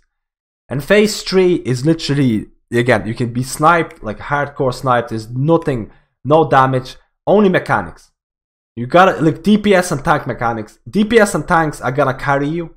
Healing is not a big issue in Phase 3. Phase 1, you can get sniped. It's not hard. You can get sniped really hardcore. Phase 2 is where all the healing comes out. I need to do that. I need to do honestly to see how much healing is required. But I'm 100% sure that Phase 2 is where a lot of the healing is required. Most of the healing is required because there's constant damage coming out. Phase 3, you snipe. If your tank and your DPS are not doing right, you're gonna wipe. But just focus on Germination. and focus on healing the targets and the souls. And if you go through phase 2, phase 3 is just gonna be a matter of time, because phase 3 is the easiest part. Honestly, it's the easiest part. It's just mechanically, like, you can really mess up if few people don't do correct things. And because it takes you about freaking 11 minutes to get to that phase. Like 11 minutes of decent play to get to that phase. Like, it feels like every time you wipe on phase 3, it's like, oh my god, what's going on? Like, another 11 minutes to get there. But like, it's all about phase 2, and phase 2 is all about movement, and druids are the best at movement healing. That's the best advice, honestly. And germination and mastery stacking. Very, very good. Germination and mastery stacking. Alright, Shifty, any advice on how to manage your mana in long fights such as cooldown? Kind of the same where you just were difficult to gauge what I'm able to do when progressing such a long fight. So I have a video on mana management, so it's basically the same kind of thing. Like, I never did make a video for Gul'dan. I probably should make it soon. I should definitely make a Gul'dan video very soon. But yeah, just, you have to get as many innovates as possible. So I use innovate, what is it, use 5 or 8% of your healing at the very start, mana, 5 to 8% of your mana at the very start. Pop innovate, spam as much as you can. If you have the shoulders, you'll spam rejuvenations, and those rejuvenations are gonna last into the next fight, next damage portion of the fight. And then you'll have rejuvenations like throughout the fight. And then you can have late torn potion right before phase 3. It's really important, because I finished with basically 10% mana. I finished 10% mana on phase 3 when phase 3 starts. And then I pop late torn potion. And phase 3 is basically very little healing. I honestly tell you, you don't need... Honestly, you can just let other healers, like, if you really want to go hardcore, just burn all your mana in phase 2 and then say paladins or something, just because there's really not that much damage in phase 3. Burn all your mana in phase 2 and then just pop a late torrent, and that late torrent is gonna be enough for you to heal the phase 3. Honestly, and that's the way it seems like. Innovate, you need to use innovates early, and also try and get like Blessing of Wisdom or Blessing of Wisdom from your red paladins, or possibly innovates from your boomkins. That's the best advice. Next one, Lone. Do you think healing is the hardest role to play? For me now, I've been playing since beta, like vanilla beta, a really long time. I think I was almost 15 when I started playing and the game came out. I played a tank then, tank paladin, even though it wasn't supposed to be very good. Did play because that's what I enjoyed. Played my paladin tank all the way up to Cataclysm, swapped to DPS. I started playing a lot of DPS. Then WoD, I started really getting into healing, like really into healing. And I learned how to heal on my RESTO druid in RBGs. And that's when I made my RESTO druid. But by far, the hardest one to play, in my opinion, is healing, because you have to manage your cooldowns. You got to watch everybody's health while watching mechanics, while watching timers for mechanics that's about to come in, like through DBM. You gotta watch all those timers. You gotta make sure everyone's healed, predict incoming damage. There's so much more that goes into being a healer than there is a tank or a DPS. Hopefully my healer heals me and keeps me alive while I wreck face tanks. Hopefully my healer keeps me alive while I'm taking all this insane amounts of damage and hoping some of my defensives come off cooldown. So I think healer is the hardest role to play. That's why I enjoy it so much. That's why I now have a holy paladin on top of my rest. This is very personal question, huh? What do you think, Mad? You think healers are the hardest role to play too? I really don't know. I feel healers can be very hard. I feel that in this expansion, healers can't carry as much as they used to be in like WoD. In like Warlords, you could actually carry as a healer really hard. You can actually like go to like dungeons and like raids, and people can stand and shit, and you're just like healing through all that stuff. You can't carry as much anymore as to the same extent. Definitely depend. Like if you play at really high level, if you're trying to do them logs and stuff like that, I would consider like if I think healers are definitely one of the high, like in progression most likely healer is probably gonna be the, like, first of all, I really think that tanks have, depending on 90%, not 90% of the time, but a lot of the time have the easiest job, because I feel that raid leaders should be tanks, because they have to have awareness of it, exactly where everything is. And if there's a raid leader position open, I think a tank should take it most of the time. A DPS, a really good DPS who focuses on the right. First of all, it doesn't even matter how much DPS you do. If you focus the right targets, if you nuke them, if you save your cooldowns for the right targets, people in really good guilds, they'll know when you're popping your cooldowns for a priority target that needs to die quickly, instead of just popping at the start of heroism. Like, there's ways to cheese it as well, but it does not mean if you do the most DPS, you're the best DPS. But for DPS, the most important part is things like if you need to move every time you sidestep from abilities, that you're doing it in a global cooldown. That's like the very basic thing of DPSing. Like if you're playing as a balanced druid, you use your like Star Surge or whatever. There's a global cooldown after you use the Star Surge, like point whatever seconds, and you during that time you can sidestep out of it, out of some ability.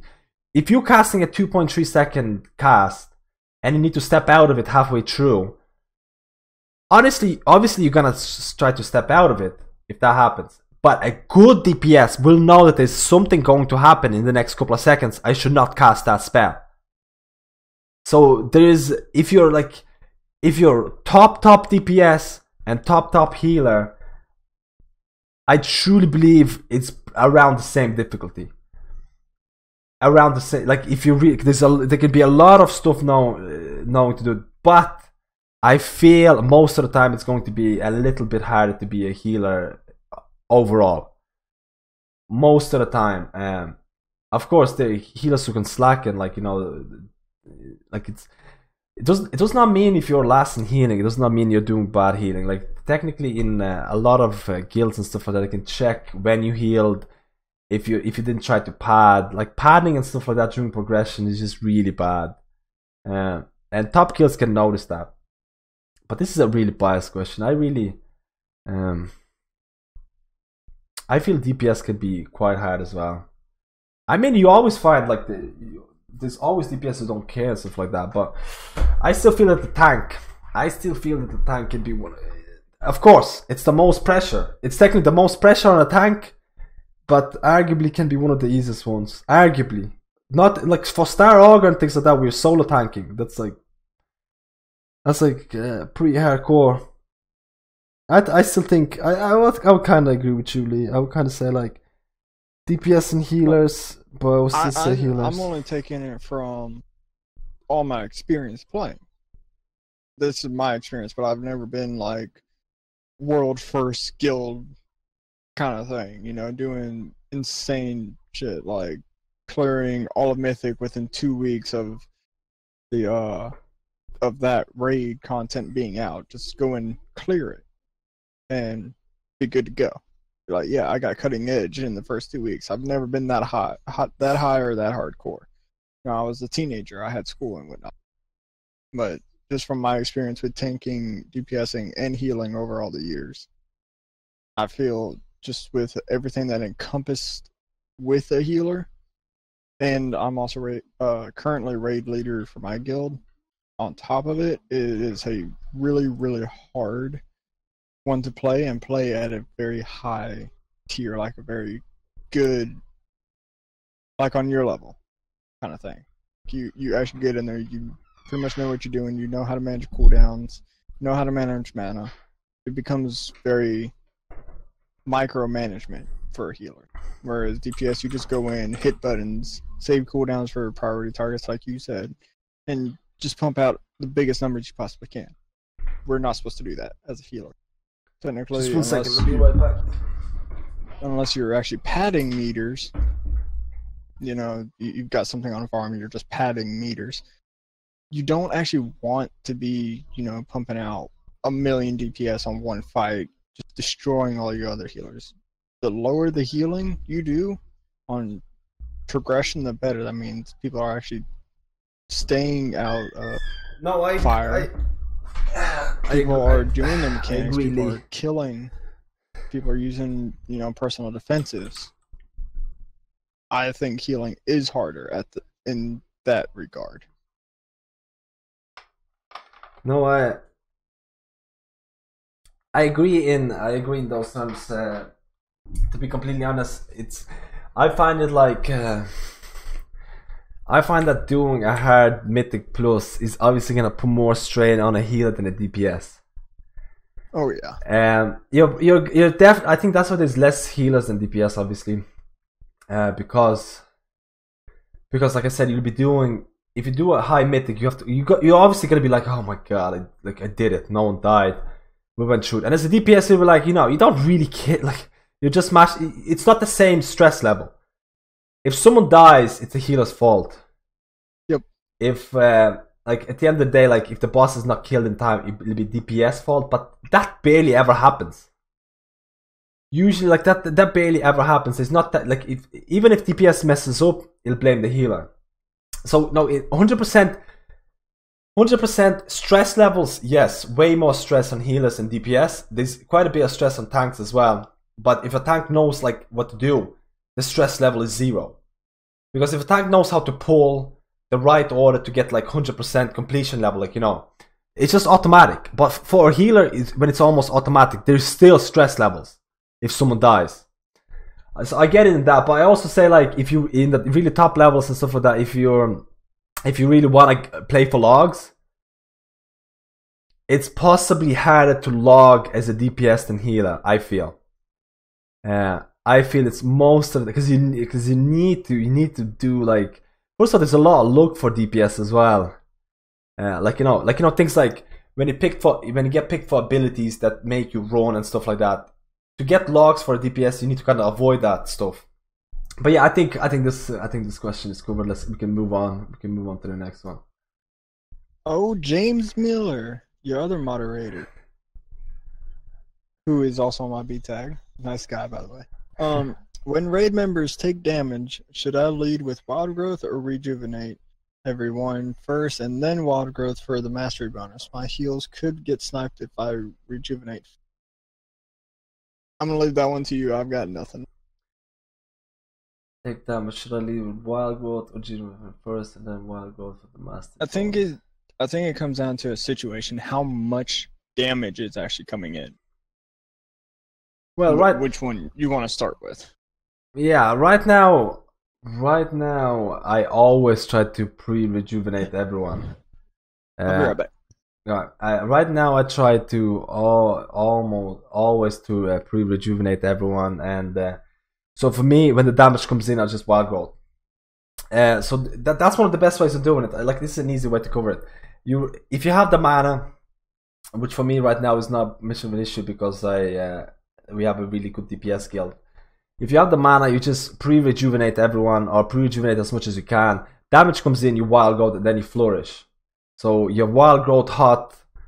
So exactly, you rejuvenate and then you cast wild growth, and then you get wild growth buff, and then you flourish, and that gets extended with rejuvenates. And that's gonna cover a big portion of the damage coming in. But of course, on some fights you can't really pre-rejuvenate. You don't have the mana. And when big damage comes out, you're not gonna put rejuvenates if you have wild growth. Wild growth is super effective. If you didn't pre-rejuvenate and you're like, oh shit, do I pre-rejuvenate a wild growth? You definitely wild growth first if you forgot to apply rejuvenation before.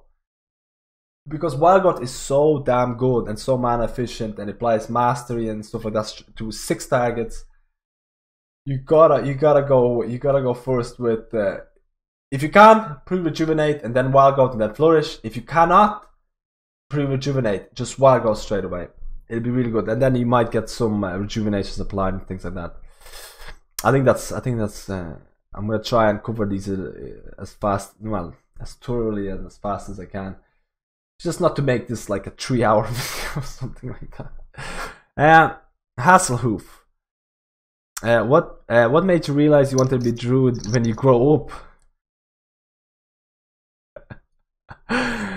Oh god, Hasselhoof. What's up? I'm just moving on to Hasselhoof's ones. What made you realize you wanted to be a druid when you grow up? Oh my god, dude. I'm guessing it's like what made you play RESTO DRUID. Yeah, I think that's pretty much what he was getting at. Yeah. I always wanted to be a druid. I don't know, I just really enjoy the different playstyle. I feel the druids have way different playstyle than everyone else. It's a hot, like, first of all, after Legion came out, druids were like, no one else really had hots. Like, before that, Holy Priest could do, what was it, Renew? Renew was pretty good heal and things like that. Like, a lot of other healers had a lot of, like, kind of hots that could be, like, really good. Shaman Riptide. Riptide and things like that. But it seems that after Legion came out, that it was only really RESTO druids that had this movement healing down. It seemed that like rejuvenation was really good and things like that. And I don't think anyone really predicted that mastery is going to be this good as well. And I just like, first of all, mobility of RESTO druids. You have Displacer Beast, which is just a blink. You can avoid rings on Elisandra, things like that. You have Dash to move faster. You have Bear for survivability. You can Frenzy regenerate if you wanted. And then movement. Healing on movement is one of the key things, because at the end of the day, like, if there's any movement on a fight, you're gonna do better than anyone else. If there's any movement on a healer, I was like, that's awesome. Like, first of all, if you can properly do it, proper healing on the movement, then you're gonna be way better than anyone else. So it's kind of like, you know, it's a lot of people will say it is relatively easy to play a druid. Definitely, I would say, like, a lot of people say like that starting classes are like. First of all, I really don't think there's a hard healing class to get a decent hang of. Maybe this priest as well, but this priest on another level, I think. But I really I had a decent time getting a hang of holy paladins, just because a lot of their healing comes from their cooldowns, or you know, holy shock, and then choosing certain spells to use, all that stuff. That was my thing. It's true. Like, well, like, holy paladins don't have that much heavy AOE spells, and like you said, it's all cooldown based. Like, what is it? They used to have more AOE healing spells before. Now it's like strictly single target. Except for like the little flashlight type thing. But so it's like that's not like a big heal either. That's a very minute heal, and really, I only use it because I have the legendary cloak, which increases my Light of the Martyr. But anyways, back to RESTO DRUID. No, like, that's what I mean. I really didn't feel that. What was the question again? Then? No, why you want to be a druid? Oh yeah, I really didn't feel that it was too much. Like, a lot of people will tell you that RESTO druids. First of all, there's a lot of hate right now for RESTO druids, because like RESTO druids are doing all right, and it's like, oh my god, you just rejuvenate and that's it, man. If you read, like, first of all, I kind of agree. If you have the shoulders, like, the spec seems to be a little stupid. You just spend a lot of time rejuvenating, and that's why they're nerfing it.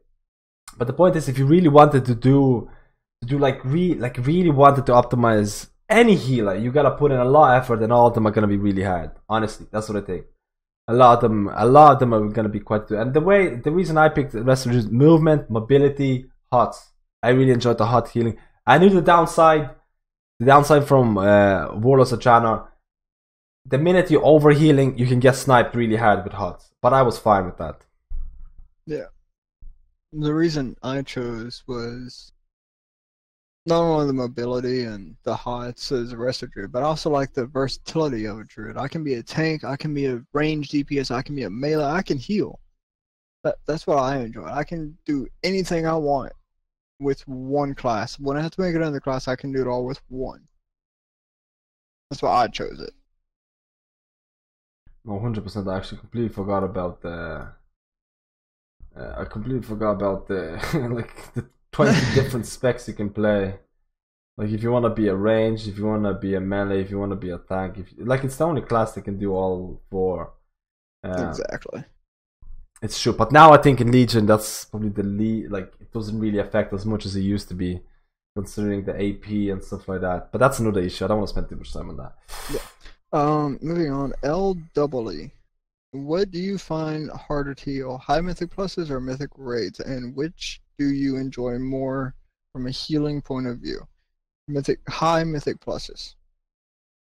I would guess. Oh yeah, yeah. I kind of said that before about the item level scaling.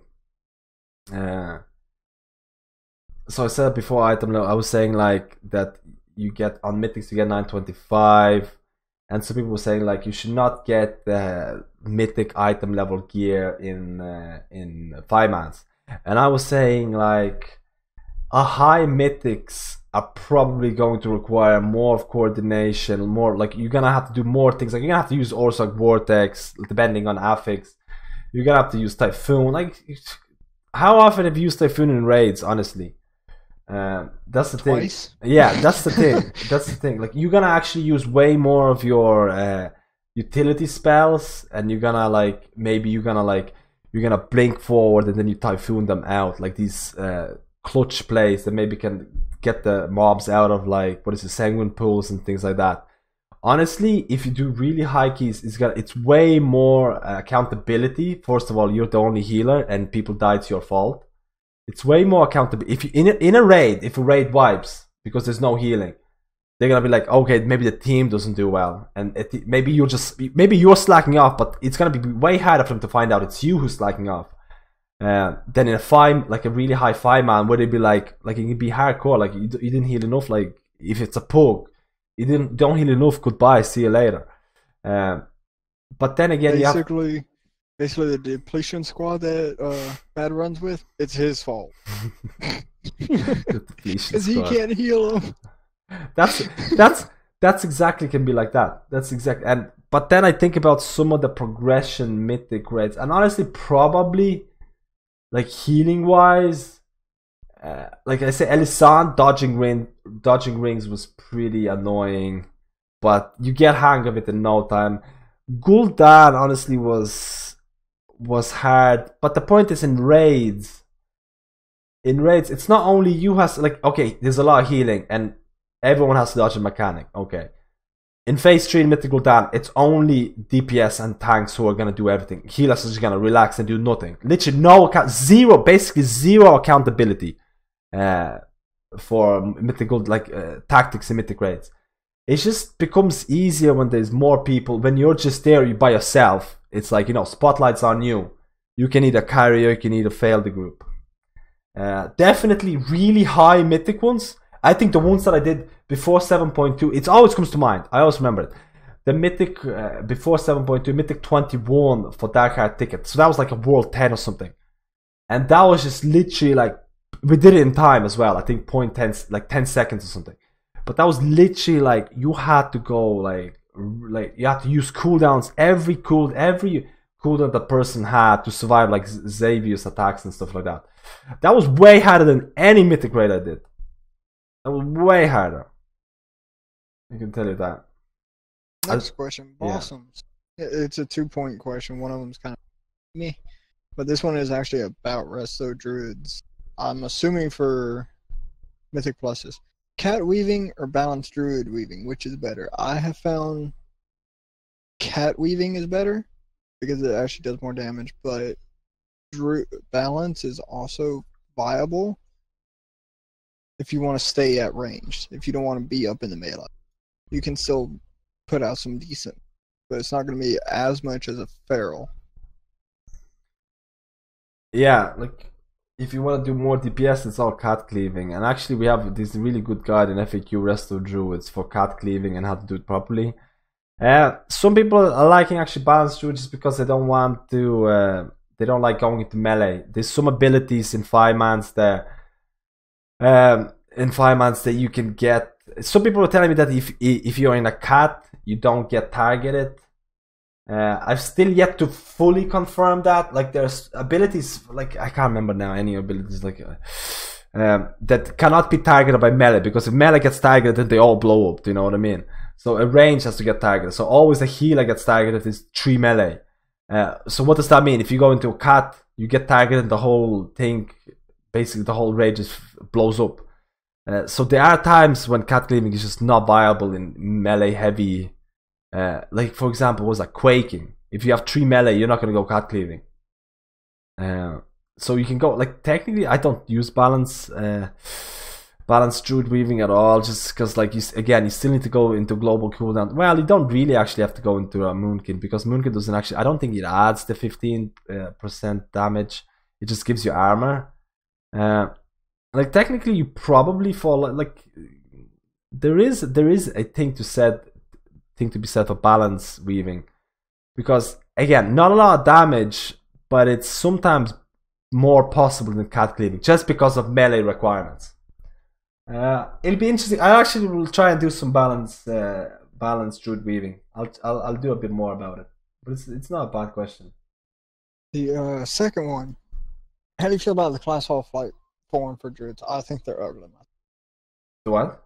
I didn't catch it. The class hall flight form. No, I didn't catch what you said. Oh, Yuri. Or what I said about it. Yeah. How do you feel about it? I think they're kind of ugly. It's basically just kind of a more detailed spin-off of our current flight form, which is just a giant owl. Like if they were to turn us into, you know, something like a dragon or something, and we could carry somebody on our back, that would be sweet. But it's just an owl, which we already are. Well, you could be an owl if you have the glyph. Yeah. So I actually have the I think it's called Sentinel Owl glyph that makes your flying look like this. So it's actually very similar to what the new class hall thing is gonna look like. So I was really kind of surprised. Like a lot of people were saying, "How do you like a new druid flight form?" and things like that.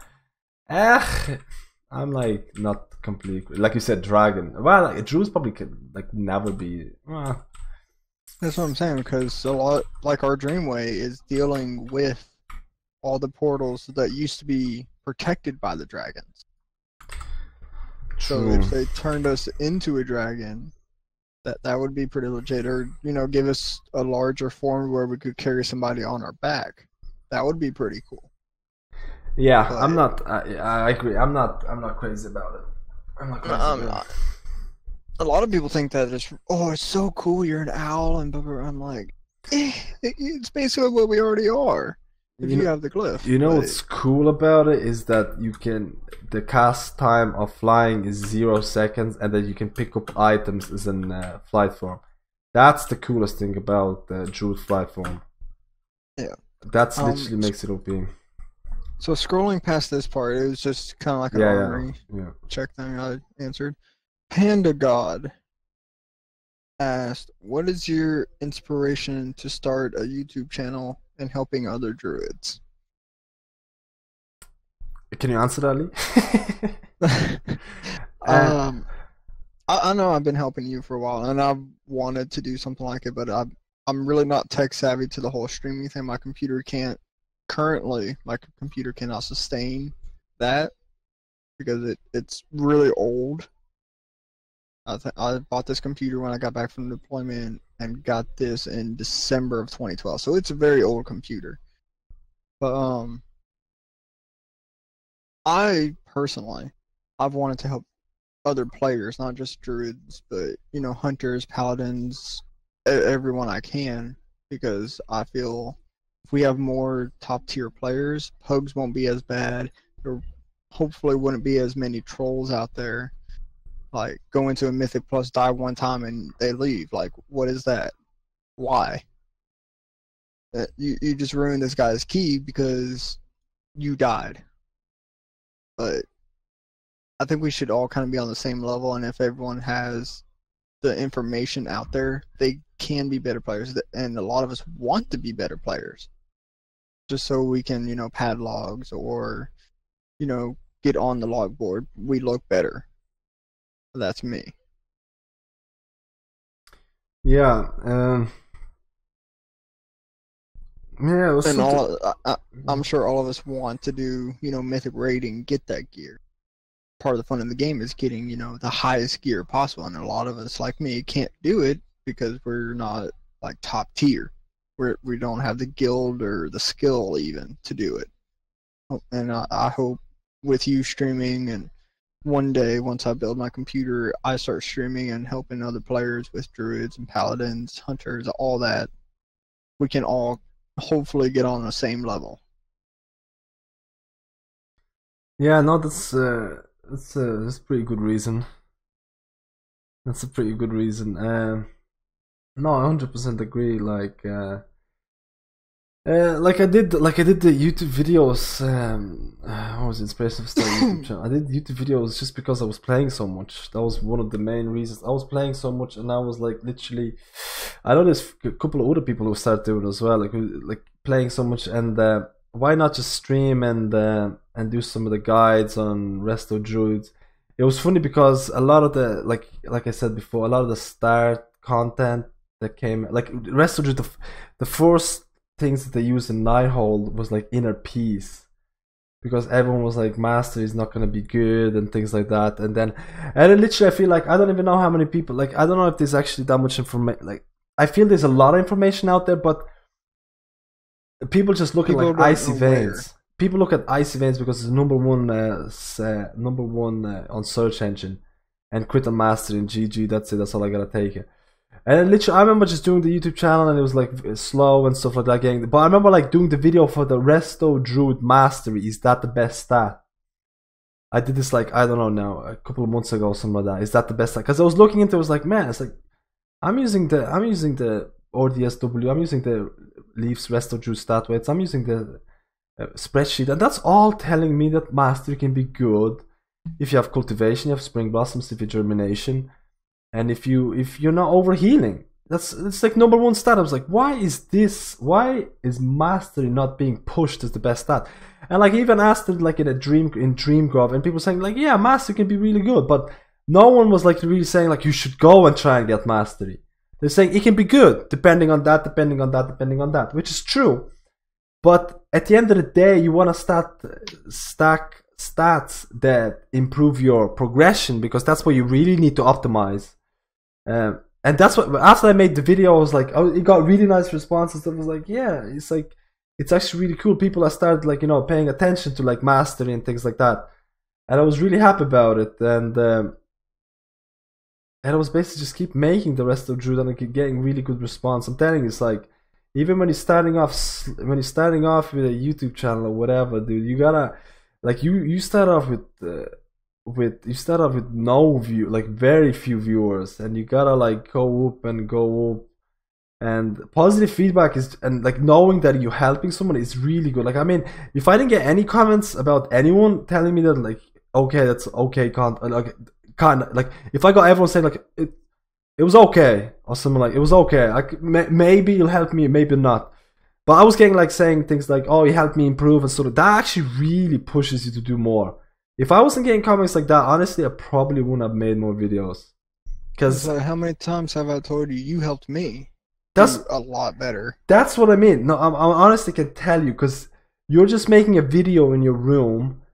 Sometimes you put in a lot of effort. It happens to me sometimes you put in a lot of effort into videos, especially at the start, because I wasn't as good with, first of all, I'm not that great at video editing anyway, but it was taking me much more stuff to do with video. Like back then it was transitions and stuff like that to get it, like, I was spending way more time than now. So back then it was taking me, like at the very start, it was taking me like a good 4 hours to make a video.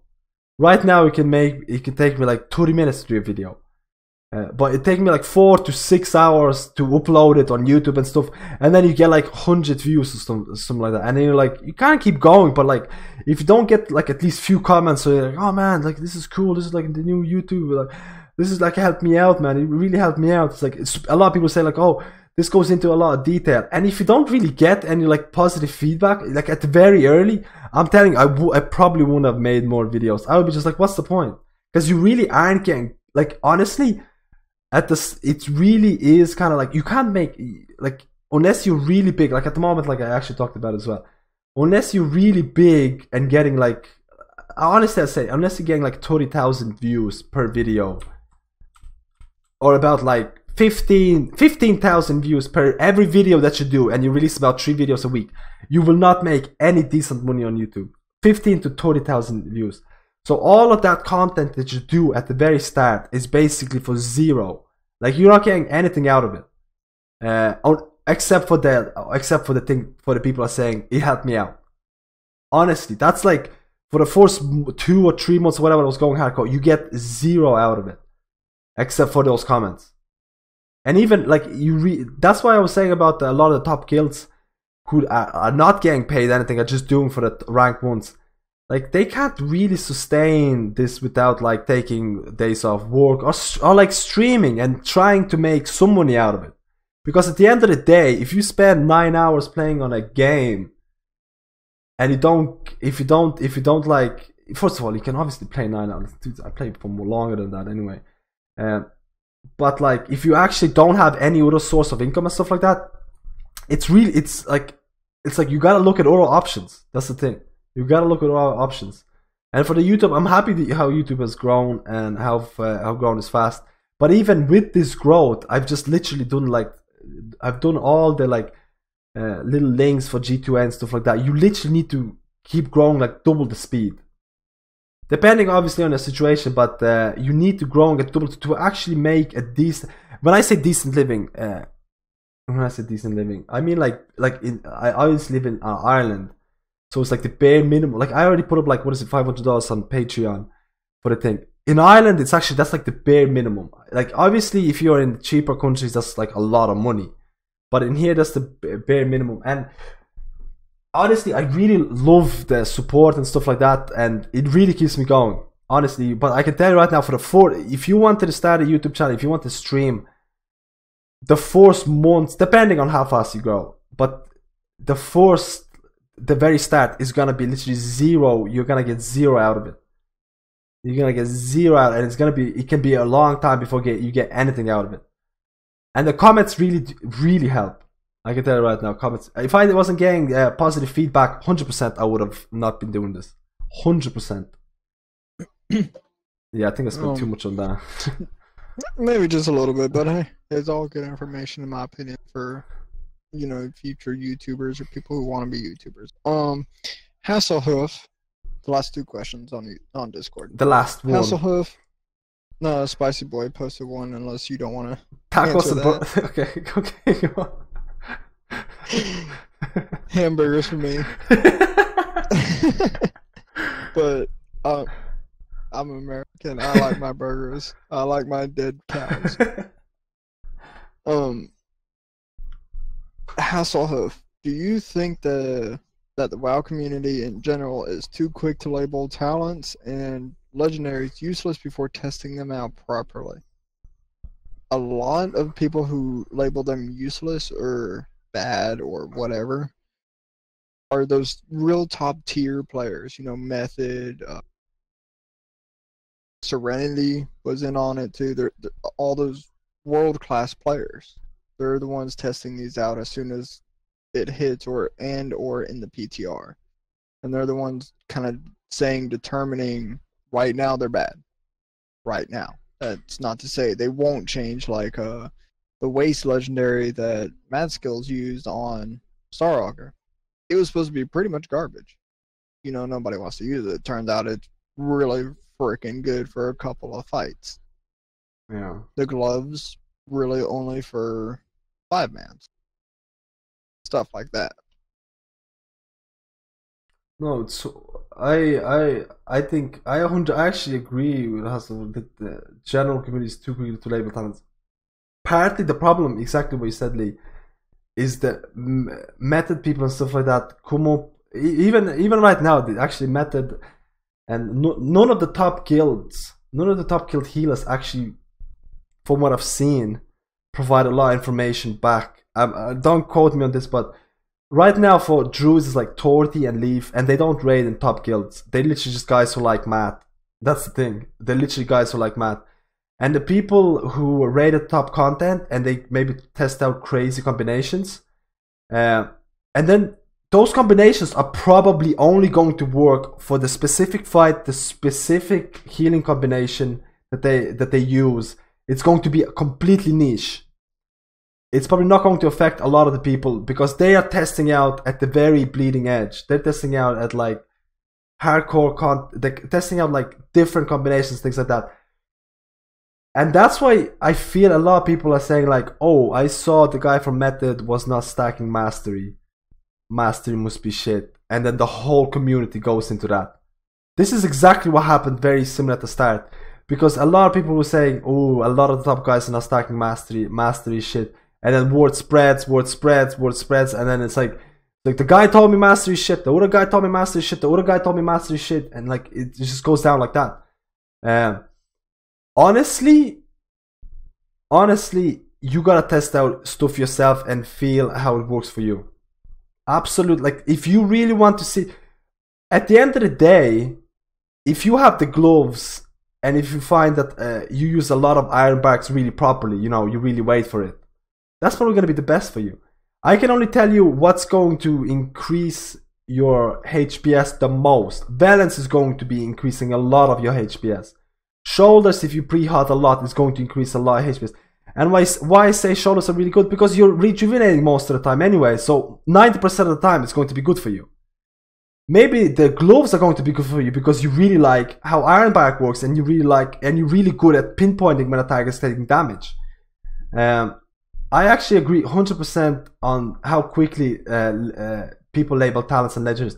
I can honestly say that there's going to be people who test out at the start the new legendary rings, and they might say it's terrible, or they might say it's absolutely OP or stuff like that, based on a couple of raids and a couple of scenarios, and everyone's gonna jump on that bandwagon. I can honestly say, and I'd probably be one of them. If one of the people say like, oh, it's really good, oh, I see it on Warcraft logs, all the druids are going for that. If Warcraft druid, all the druids are going for that, then I'll probably go for that as well. I agree what Lee was saying about if method guys are going with some certain tactics. Yeah, it's definitely worth testing out to see what the method guys are doing, or what sources guys are doing, top rating guild guys are doing. It's definitely good to see what they're trying out. But I've seen some crazy builds from the top guys. I've seen some crazy armories where they're stacking like just haste and stuff like that, and they might be just using it just so they can snipe in their farm raids. So when you, like, definitely right now, definitely you need to look at the people who do the math, and they can tell you like this is gonna increase 5%. And then for legendaries like the gloves, so the legendaries like gloves, I actually have the gloves as well. Legendary gloves would depend on how much you can use Iron Bark. That's your personal opinion. That's a personal preference. And some people, like I can say like 90% of the people, it's not going to be great for you, because if you can't keep up like efflorescence down at 100% of the time, it's going to be hard to do Iron Bark. Do you know what I mean? I don't even use Iron Bark that much in raids. And in 5 months obviously it's different. Personal preference for legendaries like this, but just keep in mind that there's obviously going to be legendaries ranked on HPS increase. Like before that, ring was the best one. Like it literally just gives you the highest HPS no matter what you do. So if a legendary is going to be like that, where they know 100% that legendary is giving you 20% HPS increase, healing increase, then yeah, it's mathematically proven, it's biz. But for legendaries like the gloves and stuff, a lot of it is gonna come on personal preference. But I think that's a really good question, actually. I think that's actually relevant for every game out there, for a lot of the MMO games. Everyone jumps on a bandwagon straight away because not everyone's gonna have, you know, hard math to prove it. Yeah. Well, I think that was the final question, unless tacos. There you go. Tacos for MadSkillz, hamburgers for me. Or a hamburger with jalapenos, because I like spicy food all the time. Yeah, I used to like some spicy foods, but I made the mistake when I was like 13 of eating 3 whole jalapenos right out of the jar, and they'd done been in the fridge for like 8 or 9 months, so they were freaking hot. Oh yeah, it gets way hotter with the time. Yeah. Yep. So yeah, I was done. I can't really handle spicy foods anymore because of that. Stuffed jalapenos I can do. I eat jalapenos out of the jar now. I hate you. I wish I could do that. I'm not even joking. I had to quit doing that though because it's not gonna be healthy when I get older, you know. Yeah, dude, I think we'd spend 2 hours. a lot of time. I'm most likely gonna upload all of the video unless YouTube doesn't allow me or something like that. I think it was some really nice content. I think like for maybe 2 hour video is a long watch, but I mean you could probably put it as like almost a podcast kind of thing. I would just be like, leave the description as it would said, you know, special interview with me, but leave it as is. If people want to watch it, they're more than welcome to. Yeah, I think I'm just gonna. Yeah, I think I'm just gonna leave it. I don't think there's anything that needs to be cut out on that. I thought everything was pretty relevant and. But you are gonna cut like the interview portion out from the actual stream. Oh yeah, no, yeah, of course. He's like, duh. The stream is 11 hours or something like that now. Yeah, the stream is actually 11 hours, exactly 11 hours. Yeah, but I'm just gonna say thank you, Lee, for joining on the interview, on the discussion. I thought it was quite interesting. Let me know what you think in the comments and things like that. I know it's quite long. Maybe people prefer shorter videos in the future. There's possibility that I might cut the interview in 2 parts for our discussion and answering the questions. There's a possibility I might do that. I'll see anyway. But let me know in the comments how you feel about this. And definitely thank you, Lee, for providing a lot of insightful information and a really good conversation about RESTO druids, and not even RESTO druids, actually a lot of different classes. And we talked a little bit about Holy Paladin, some priests, a little bit, shamans. No, 100%. I think we covered pretty in-depth coverage of RESTO druids. Let me know how you feel about this. Let me know if maybe it should be shorter next time, or if there's something that we missed. There's a high possibility there's gonna be more RESTO druid and different classes interviews in the future. Just let me know how can it be improved. It is one of the first videos that I did. I didn't really have any, like, I don't know, maybe like layouts and things like that. If I can improve in the future, like I said, it's the first video of this type that I made. Leave a comment below how you felt, and again, thank you, Lee, for joining. And Thank you for having me. There you go. No, anytime, Lee. And I'll see you in my next video, guys.